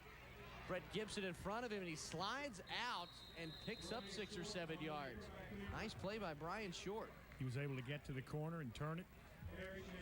And see our man again, number 30, Hamilton, came close to the play. Brian, when we do these games, I always like to say, a lot of people do the games and they say, well, I'm not for anybody, therefore I'm in the middle. We sort of say, hey, we're for everybody. Right. That puts us in the middle, therefore. And sometimes myself, I sort of run into some of these former students. It just means I've got to pull just a little extra for those guys. But on the other side of it, they know if they make a mistake, I'm all over. Short on the option. He's going to keep it, and he is brought down back at the 44, 45-yard line. And, of course, sometimes if you ever, we mention kids on TV all the time, and being a teacher, you think in that time, oh, you didn't turn in that assignment. You played hooky from school. Well, maybe you deserve the big slam that you just come right. Well, you talked about the fact that Hazard High School has the great athletes there. Another one of my former students, Coach Kevin Spurlock. Hazard just means I'm dating myself, but we put the pressure on him. And it's James Storts battling his way across the 40-yard line, awfully close to the first down. If they give him the 38, it will be the first, and it looks like just past the 39, so it will be a first down for Lawrence County as they continue to move the football the length of the field. Smash mouth football. Just the way they smash it, and they do have the ability to toss it, but mostly keeping it between the tackles.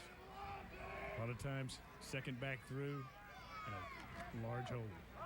And it's a fumble on the play, and Pikeville has recovered, and look who it is. He wears number 30, Brenton Hamilton. Comes away with it, getting fired up. Real good baseball pitcher. I saw a story that you guys did earlier this year, and he was down at the Cincinnati Reds camp trying to impress some people, so forth, maybe with the speed of the fastball. And you always like to see good kids do well, and I will assure you that is one fine young boy. Speaking of baseball and throwing, trying to make the majors, Nolan Ryan, interviewed by ESPN the other day, he said 56. He can still do throw it. 90 miles an hour. Guarantee that's unreal. Shurtleff tripped up in the backfield.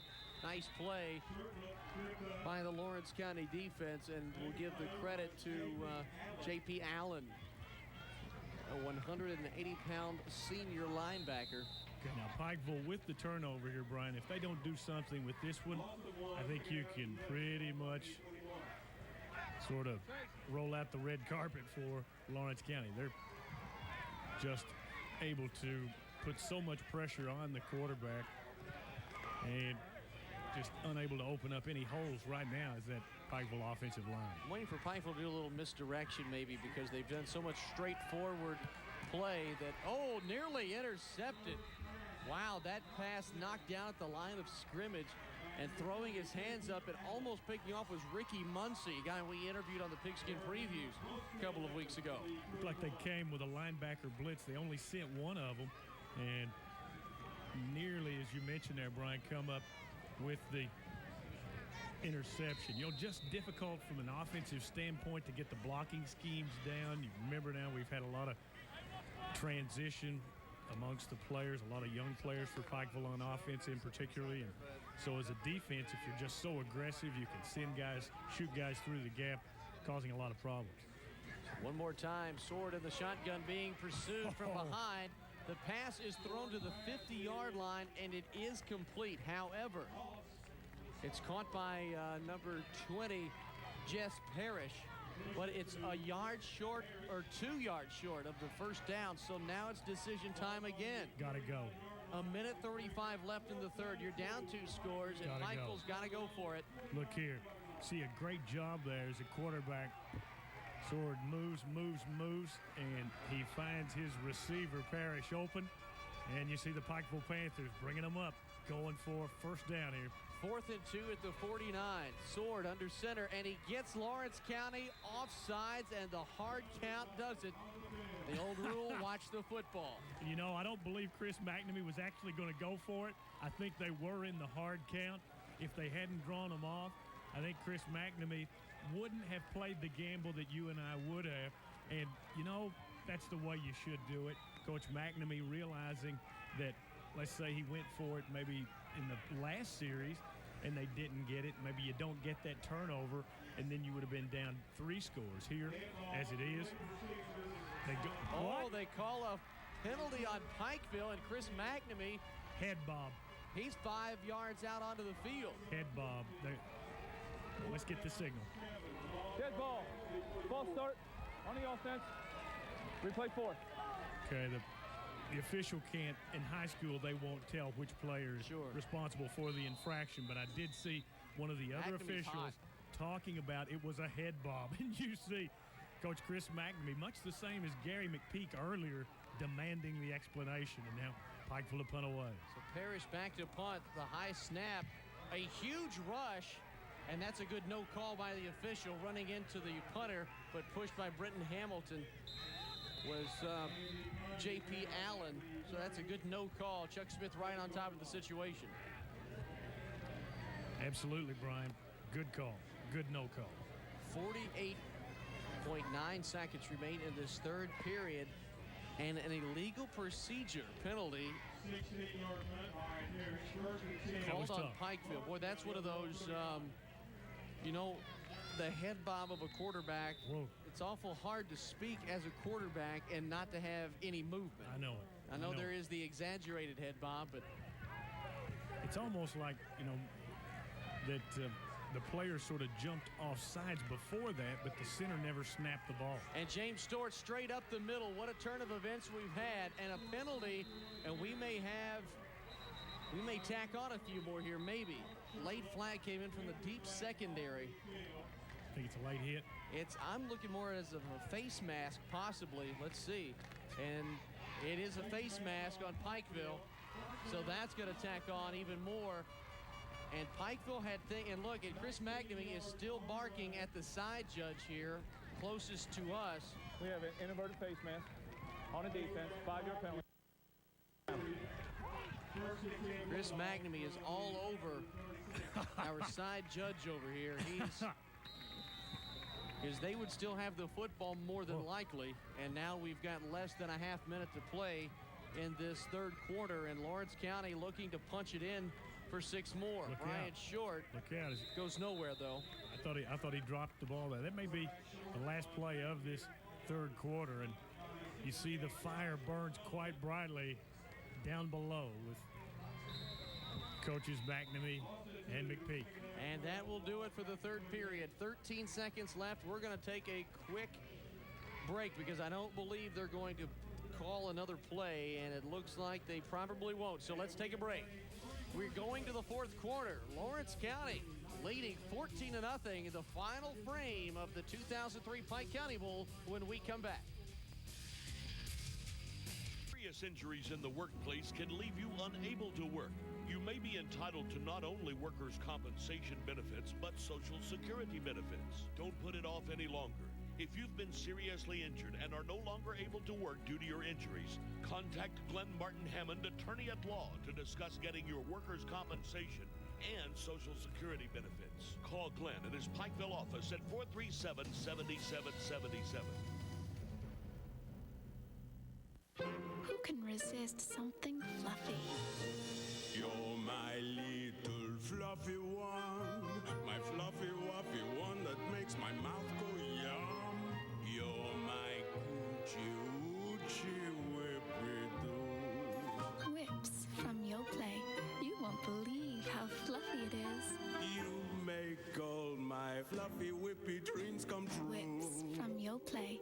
Everyone needs something fluffy to love. The final 12 minutes of regulation here at the W.C. Hamley Athletic Complex for the 2003 Pike County Bowl. As the cell phone starts to ring, 14-0 Lawrence County. You must have a score there, perhaps, or maybe a date, I'm not sure, but we have one more quarter to play.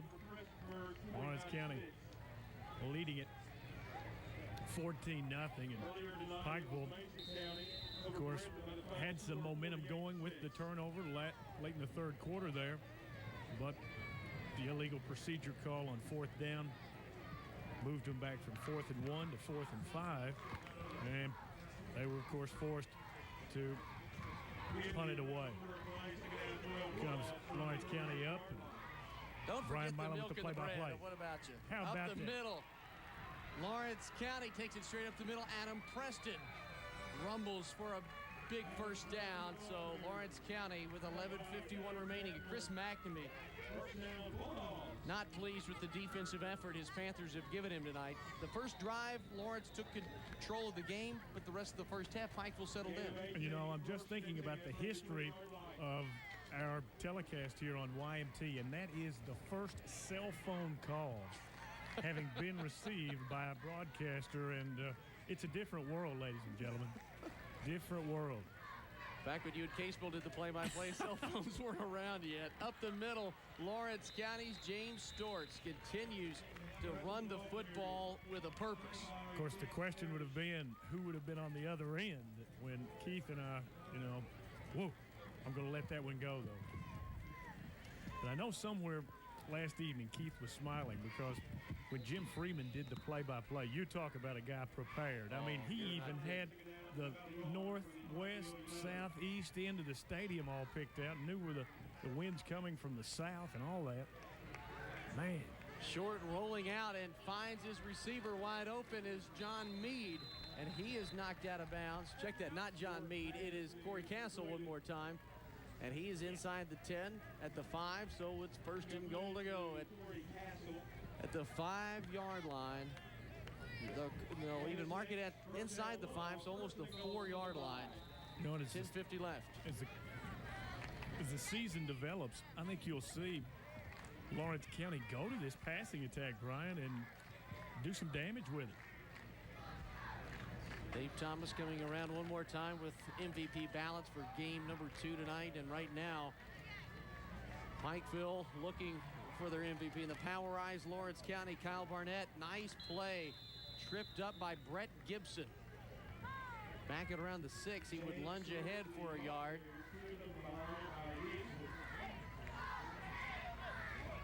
So it's second and goal. The crowd really hasn't thinned out much at all, and a few people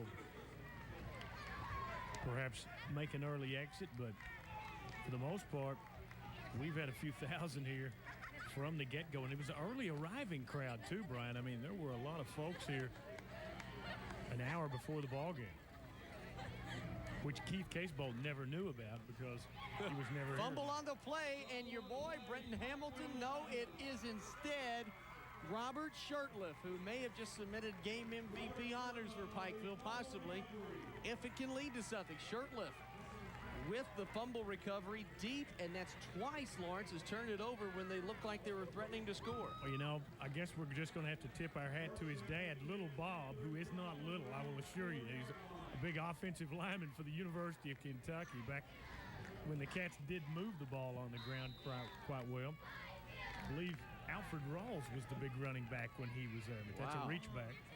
And the eye on the 4-yard line.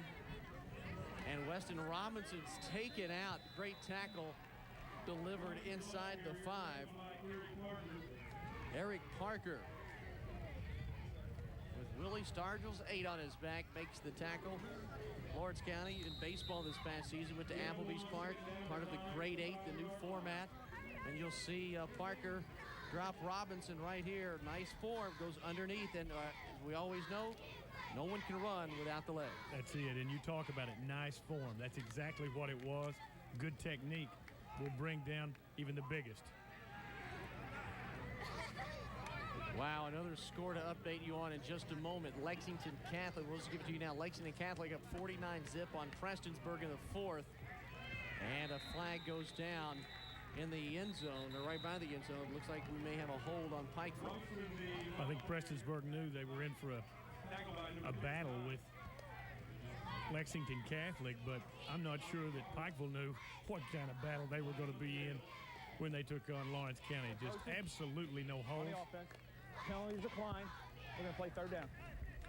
Absolutely no holes for the running backs to hit.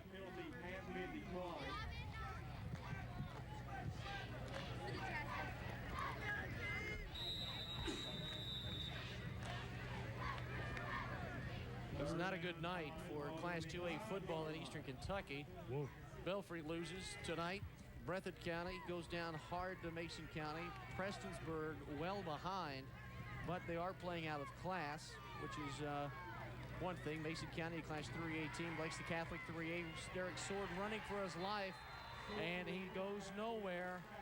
The tackle made by J.P. Allen, or check that, Harry Blevins again. If it's number 11, it was Blevins. Tough to see from my vantage point, but whomever. Yeah, it is Harry Blevins, number 11. Whomever, Coach Gary McPeak is excited. Let's take a look here. You're going to get a chance to see, Brian, just no hole whatsoever. Quarterback runs for his life. He knows that feeling, and he's down. Nice play by the Lawrence County defense. The only bad thing about Pikeville recovering the fumble is that it was inside the 5, and now you've got Parrish in the shadow of his goal line in the back, having to punt it away. Gets the left-footed kick end over end. Taken at the 35. Big hole. Taken at the 35 by Pope, and he's down the left sideline, goes inside the 10-yard line. So even after the fumble, Lawrence County takes over pretty much where they gave it to Pikeville. And one more score in this one could be in the books. See Coach McPeak conferring there with his quarterback, Brian Short, 6'2", 165 senior, and when he runs the ball, he comes with all 165. The ladder, I'm going to sit on the ladder. Yeah, that's okay. So nobody else can come down. I just about got hit with all 165. No, I'm weighing using about the 280. You weigh a $165. Short rolls out. Touchdown, Lawrence County. But there is a penalty on the play. Not sure. We'll see what the call is. Corey Castle, the recipient of the touchdown pass. But they're going to bring it back. We got a holding. Chuck Smith makes the call. You see some of the fans starting to make their way out of Hambley Athletic Stadium tonight. And Hillard Howard Field. Yeah, what a great game we've seen. It almost feels like my mic's cutting in and out a little bit. Okay, all right. Holding on the offense, 10 yards from the You see Chuck Smith making the phone call, making the call right here. I was going to say have to hold the phone and wait for the call, but the ball will be on the 22-yard line.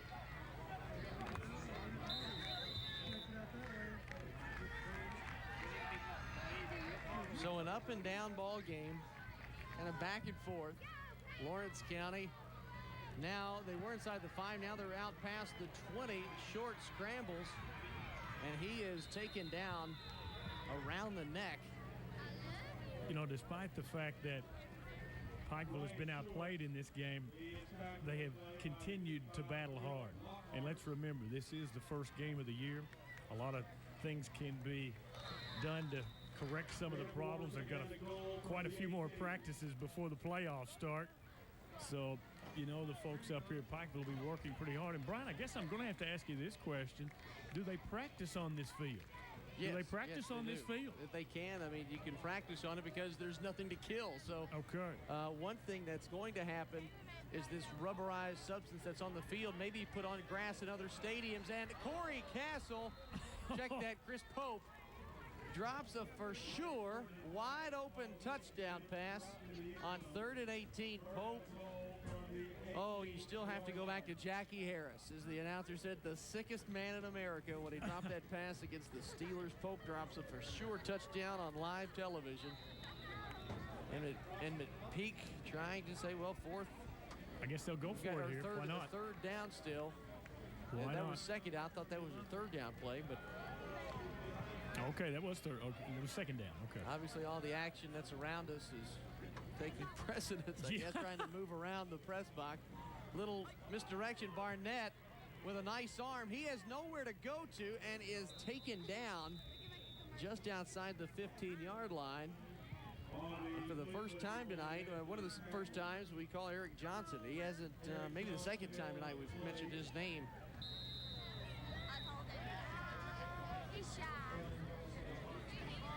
And that is Sports Overtime. Randy Belfling. That is the man. That's an advertisement to write home to mom and dad about. Randy Belfling wearing the Sports Overtime t-shirt, which you'll be able to get some of those Sports Overtime t-shirts later on this year. 4th and 17, 4th and goal. And Lawrence is going to go for it with 5:49 left. Delay a game. We got the back judge. So they back him up 5 more. It's 4th and goal from the 22. Play resumes. Dead ball. Play game. On the offense. Replay 4. One thing the Sports Overtime crew will be doing every Friday night going out to the football games, we'll be taking some of those t-shirts that you just saw, throwing them out to the crowd. Keeping the public relations end of the ball game open to us. So man, oh man, and they're taking part of that out of your salary, I guess, is what's going on that deal. That's great. Is that what I get? I thought it was a stipend or something, just on the side. But Jason Blanton has had a long night in the press box. He's got a small plane on his back. The moths are coming in.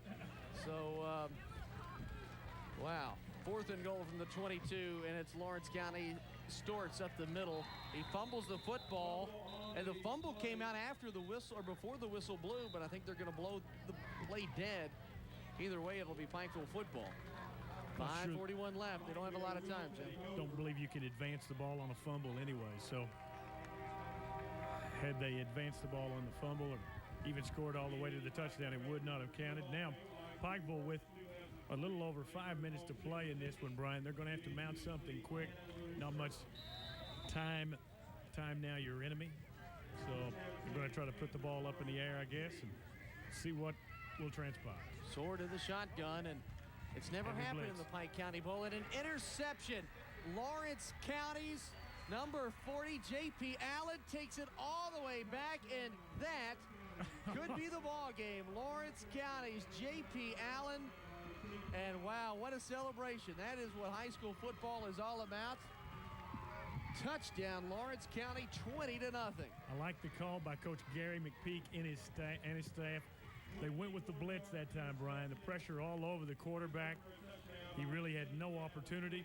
And when he throws, just no real shot there is 40, J.P. Allen. The senior linebacker scores his first touchdown of the year. And we've got timeout on the field. When we come back, hopefully we'll take another look at Mr. Allen's first touchdown of the season. It's 20-0 Lawrence County. We'll be back in just a moment.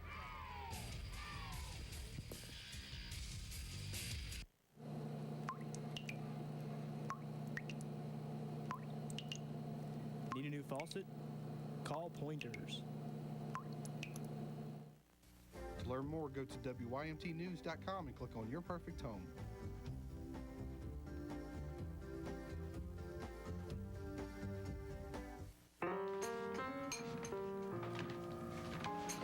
What's this? Breakfast. It's kind of early, buddy. You guys need to take some cholesterol off of you.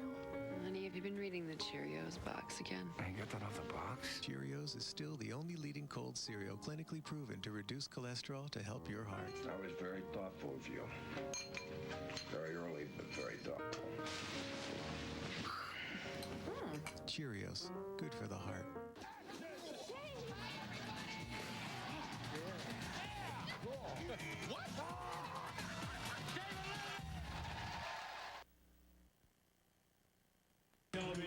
The two-point conversion, no good. Lawrence County on top 20-0 and a final score to pass along to you. Lexington Catholic 49, Prestonsburg 6. That is the final from the St. Joseph Hospital bowl game in Lexington. I don't think we have a replay on the touchdown by J.P. Allen, the interception from a moment ago.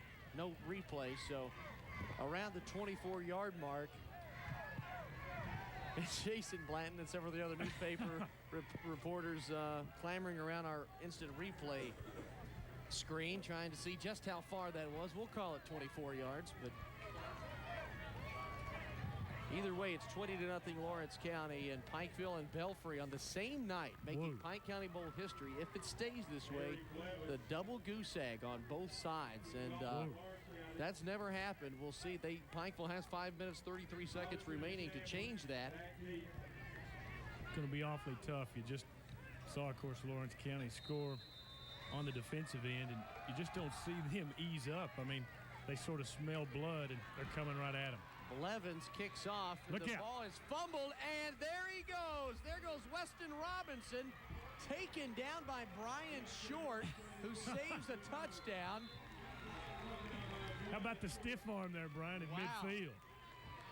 Somewhat. A fumble, the right man in the right spot, the stiff arm, and taken down after a gain of about 40 yards or so on the return. You can see some of the fans kind of giving the stiff arm there, but Robinson drops it at first, then picks it up and finds the wedge as Lawrence County over pursues, and you're going to see number 2 meet number 2. How about that stiff arm almost in the face mask and double twos? Well, there's 5:22 left in this ball game. 20-0. Pikeville trying to threaten. And it's Robinson again straight up the middle, and he's going to lunge ahead to the 31-yard line.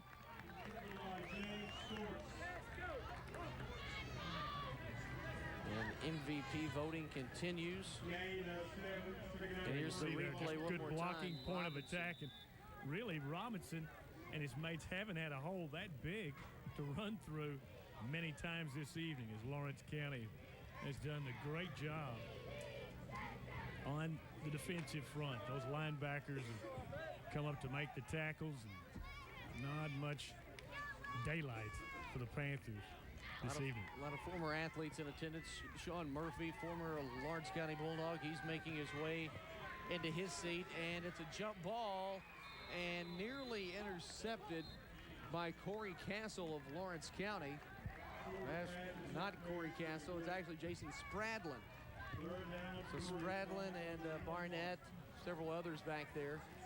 Boy, I tell you, the numbers are getting tough to see from up here on the booth, partner. I tell you. I thought it was just me and the laser surgery. I thought it was just me and the laser surgery, but for some reason, Brian, I've had some difficulty picking up the numbers this evening. Some reason. I think maybe I'm exhausted. That's got something to do with it, I'm sure. 3rd and 3, and it's the option, and Hamilton lunges for the first down, will come up short by about a yard and a half, about a yard, so it'll be 4th and 1, or 4th and less than 1 almost. 4:13 remaining. You see Derek Sword, Chris McNamee discussing what to do. Got to go for it here. And see Coach McNamee in control, much the same as his counterpart at Belfry, Philip Haywood. Always in control, always in control, staying smooth. Both of them very similar on-field presence, very mild-mannered, very cool, calm, and collected. Except when they get you with the head bob on 4th down. Right. And there's another flag that comes in on 4th and short, and Chris McNamee knows that's going to be against his ball club. You think it is? I was thinking. Yeah, he's very upset.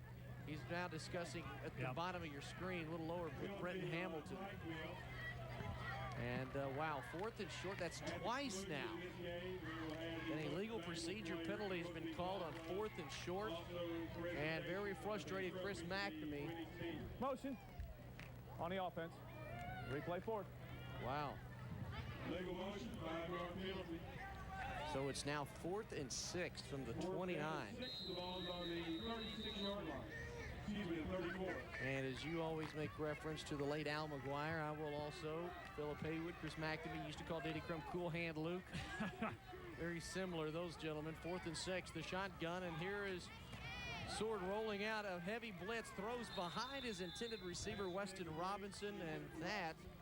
But, once again, I love the way Coach McPeak goes for the throat. Sure. I mean, he doesn't lay back any at all. Well, we're probably going to win this thing. I mean, you see him go straight for the throat. He and his coaching staff put the blitz package in on 4th down, and that's a big key to quarterback success, having some time. And certainly most of the time that Derek Sword has looked around, he's seen 3 or 4 white shirts in the proximity. 3:23 remaining in the ball game, and Lawrence County content to keep it on the ground as James Stortz knocks it to the outside, kicks it to the outside. He's knocked down after a pickup of about 11, taken down by Chase Huffman. First time we've mentioned his name tonight. Pickup of 11, and James Stewart, you can take to the bank, will be your MVP for the Lawrence County Bulldogs. Yeah.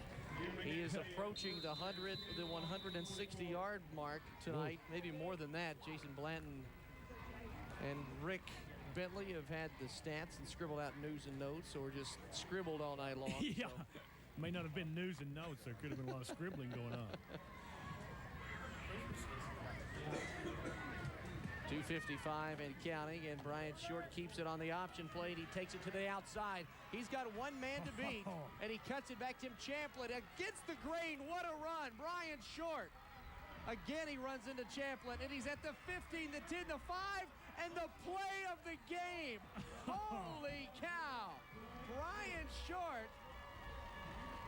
And you know his parents and brother Alan, who played at Lawrence County, have got to be proud of that. They're sitting right to the right of us, just in front.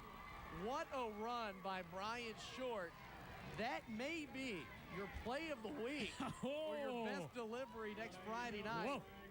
And now a flag comes flying in. But that won't have an effect on that play. The flag will be on Ricky Muncie. The flag was thrown, him and the official Chuck Smith, the referee, almost into a heated argument about something. I don't know what that's going to be about. But it would be assessed on the kickoff, I believe. Let's see what's... Unsportsmanlike conduct against Lawrence County, so they're going to back him up. But what a run by Brian Short. Dead ball. He is. Unsportsmanlike on the white. We're going to play the untimed down. Touchdown is good. And Brian Short may have called it a night. What a run, and 44-yard scampering dash of weaving back and forth. What a play. What a play. 26-0. And I'll tell you what, that's some excitement we've waited for. Kyle Barnett now back in the quarterback role he played last year and goes for the two-point conversion. That will be incomplete. And another yellow hanky makes its way onto the new surface here at Hillard Howard Field. A little sloppy down the stretch. Got knocked down. And here's Chuck Smith with the call of this penalty. And it'll be on Lawrence County. Most likely will be declined. Illegal formation on the offense. Penalties decline. We'll kick off. So let's take a quick break if we can. 2:37 left. 26-0 Lawrence County. You're watching the Community Trust Bank WYMT Pike County Bowl. Thank you for calling. Hi, I'm Beth with more terrific news from Matrix Direct. Now we offer more choices from more life insurance companies than ever before, with some of the lowest rates anywhere. Call now, and in just 5 minutes, we'll find the right coverage for you. A 40-year-old man can get a $100,000 term policy for less than $15 a month, about 50 cents a day. A 40-year-old woman can get that same $100,000 policy for less than $14 a month, about 45 cents a day. This is insurance you can depend on from top quality companies like these. The call is free, the quote is free, so don't delay. You could save hundreds of dollars a year the fast, easy, no hassle way with Matrix Direct. Call Matrix Direct at 1-800-895-4920 and get a free, no obligation quote in just 5 minutes. That's 1-800-895-4920. Call now. The ensuing kickoff, illegal procedure against Lawrence County. Ball went out of bounds, so Pikeville will get the ball at the 35-yard line with 2:37 remaining in this ball game, and the Panthers trying to just at least make it respectable, trying to clear the goose egg as the two traditional powers in Pike County, Belfry and Pikeville, have gone nearly 96 minutes without a point. Kick one out of bounds on a kicking team. Penalties blind, take it at 35. You know, you talk about Lawrence County, they've got a pretty tough schedule coming up. You just mentioned it. Sheldon Clark in a week, right. Jim Matney's club, and then they play Belfry, then Prestonsburg. Nice pass, and the completion to Robinson is dropped. Boy, that would have been a nice play. Last year, Lawrence County and Sheldon Clark went to overtime, a double overtime thriller up at the Rock in Inez. And some controversy there. Jim Matty went into his playbook and pulled out one of those tackle-eligible plays that was ruled ineligible, and we've got the video. I happen to be there at that one. Wow. And the official later, 2 weeks later, said that he did make the mistake, and it cost Sheldon Clark a victory against Lawrence. That win put Lawrence County in the driver's seat. They went from 4th to 1st in 1 week, as that passes well over the intended head of Brett Gibson. Lawrence County last year did not make the playoffs, first time since the late 80s. They will be 1-0 after tonight. Pikeville, they will drop to an even 9-9. Or check that, 9-10 all time. They've got a losing County record. They've got a losing record in the Pike County Bowl. Of course, they played some tough teams. I know they had a stretch there, a couple, 3, 4 years where they didn't break into the victory column. Right, that's right. They will be 9-9, only 18 because the Beechwood game was never finished. That's so right. they fall to 500. Rick Bentley with the numbers. The Beechwood game back in the late 80s never completed, a game that was live on WYMT. Robinson, another reception. He stays on his feet. What a block. A huge block on James Stortz, and he is down to the sideline inside the 20. And we have to see the replay on that because a block was absolutely leveled onto James Stortz. You can see much the same as Blair last night for North Laurel. Right. Just absolutely exhausted with the effort. And Brian, won't you take it here? Let's see the block where it comes right there. And it comes from Jess Parrish. A huge lick on James Stortz, and that busted wide open for another 35 yards downfield. Great play by Pikeville. And Robinson going to be our most valuable player of the ball game for the Pikeville side with 1:56 left. Sword drops back to pass, and he cannot hook up with Jess Parrish, so the clock will stop with 1:52. You know, he can put some velocity on that thing, Brian. I mean, he is matured physically. Now that this will be his 3rd year starting at quarterback, he has matured physically, and he's definitely the leader of the Pikeville club with the graduation of Paul Sullivan, Jared Frazier, number of skill position athletes. Tim Justice, one of the big linemen that Chris McAmey will be relying upon. Sword one more time, looks to throw, and he short hops his intended receiver, Matt Sexton. So the offensive woes for Pikeville continue, and it'll be interesting when Belfry and Pikeville meet. Yeah. Neither one can score here tonight at the Pike County Bowl. But I have a feeling you're going to see Pikeville one more time with a nice run in the postseason. They've made the regional finals every year but 2 since winning that 1987, that first state championship in '87. And I believe Chris McNamee was on that very first championship team. Sword again, running. Throws, the pass is deflected by James Stortz. Eric Parker also in the vicinity. Hands on his helmet, thought he might have a crack at that one. Of course, Parker, the catcher for the baseball team, hits lead off, hit more than 400. You hear Freddie Hunt talking to Randy Belfling down there on the sideline. And Randy gives a nice wave. I tell you, he's our walking billboard for sports overtime. That was a nice shot we had of the big guy earlier on tonight. Gary McPeak talking to his team, knows he has this one in the bag. 26-0, 1:41 remaining. Brett Gibson runs out onto the field, 4th and 10 from the 16. And there's so much that goes on behind the scenes no one ever knows about. And Tim Champlin running off the field, and Pikeville has to burn a timeout. Let's take a break also. Pikeville calls timeout. They're trying to get on the scoreboard. This is their last crack at it. They're down 26-0 to Lawrence County.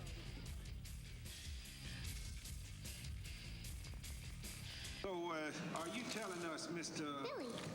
Billy, that you have found something that you agree with your mom's on? That is correct, Senator. And what would that be? Checks. We like it, and our moms like that we like it. Even without the marshmallow puffs and bright colors, you'll happily eat Chex? That is correct, Senator. You do realize that Chex is low in sugar? Did you know that? There's one cereal they like that you want them to like. Chex. Everyone's on the same square. Who voted for these guys? Not me. We've got more live football for you next Friday night. Live from the Honey Bowl in Jackson, Kentucky, is the Breathitt County Bobcats, the defending Class 2A state champions. They welcome the Perry County Central Commodores. Both teams losing. Perry Central lost last night to Whitley County 28-21. Breathitt County fell tonight to Mason County 48-6. It's been a while since we've been over to the Honey Bowl. That's right. It's been since the mid-90s since we've done a game live from the Honey Bowl. Right now it's 4th and 10 for Derek Sword in Pikeville. Last chance, diving, sliding catch by Weston Robinson. Touchdown Pikeville, but a flag is thrown back at the 15-yard line, and we're going to have an illegal motion, illegal shift penalty on Pikeville. And Brenton Hamilton and the Panthers, they're very upset because that was their crack at 6 points. We'll get the official call here from Chuck Smith. Little discomfort. Motion on the offense. Motion. Replay. 4. Boy, that's just demoralizing right there. Tough loss for Pikeville tonight. And then they're one crack at scoring on a beautiful pass by Sword. A nice sliding catch by Robinson. Comes up empty. And Robinson, you're going to be hearing a lot more of him. Only a sophomore. Yeah. Pikeville rather young in certain spots. Now Sword one more time. As Parrish is the man in motion. Boy, Lawrence has got their entire team in the secondary, and the ball is knocked away by Eric Parker. Nice play by the senior. So Lawrence County will take over at the 21 and most likely run out the clock. Still a lot of folks in the stands. A lot of those Lawrence County fans. Just one of those tough evenings for the homestanding Pikeville and Belfry teams. But you know they'll bounce back. Their coaches won't let them dwell on this loss. And Monday afternoon they'll be looking forward to more action. So the Lawrence County Bulldogs will be victorious in this opening game of the season as Big Daddy Cook comes down the ladder from up top on the press box and loses his headset. The defense, an outstanding job tonight. Shuts out the Pikeville Panthers 26-0, and just a formality of running out the clock. And a big pile straight up the middle. And we got to do something about that ladder. But at least everyone's so nice to me when they come down. They always say, hey, we're sorry for just clipping you in the back. And I say, all right, that's great. You talk about the stuff that happens, you know. Good gracious. That the folks don't know about. I've only, there's been some defensive clipping here. Official Mike Click and I used to talk about that called defensive clipping, and I think I've gotten a few of those. You see J.R. Cook making his way down to the field. Lawrence County just running the football into the line. 49 seconds remaining. You see the clock on your screen. 26-0. Lawrence County most likely will win it by that score, barring a turnover and some kind of a freak play. So Pikeville will fall to 0-1. Lawrence County, they get ready to take on arch rival Sheldon Clark. That's going to be a good one, Brian. That's always a good one.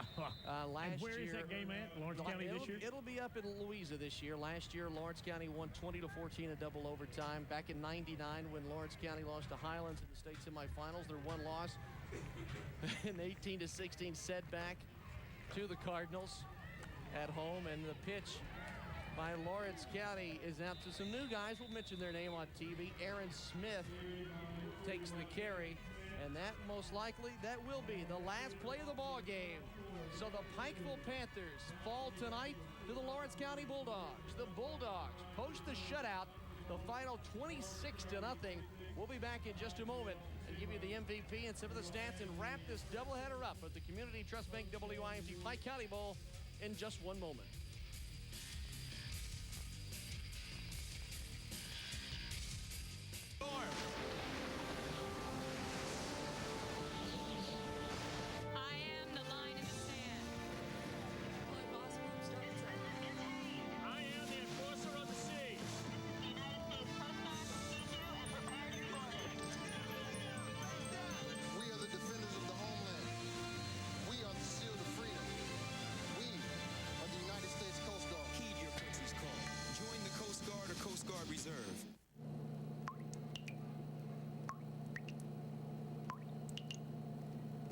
faucet, call Pointers.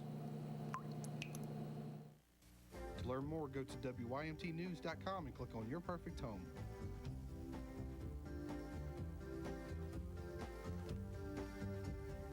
Every case sets a precedent for The most valuable player trophies are being handed out as Lawrence County has won 26-0 here at the 19th annual WYMT Community Trust Bank WYMT Pike County Bowl. Weston Robinson for Pikeville, deserving MVP performance tonight by him. For Lawrence County, it better be James Storts. Unofficially, 23 carries, 200 yards even. That according to Rick Bitley. So he has had one heck of a night.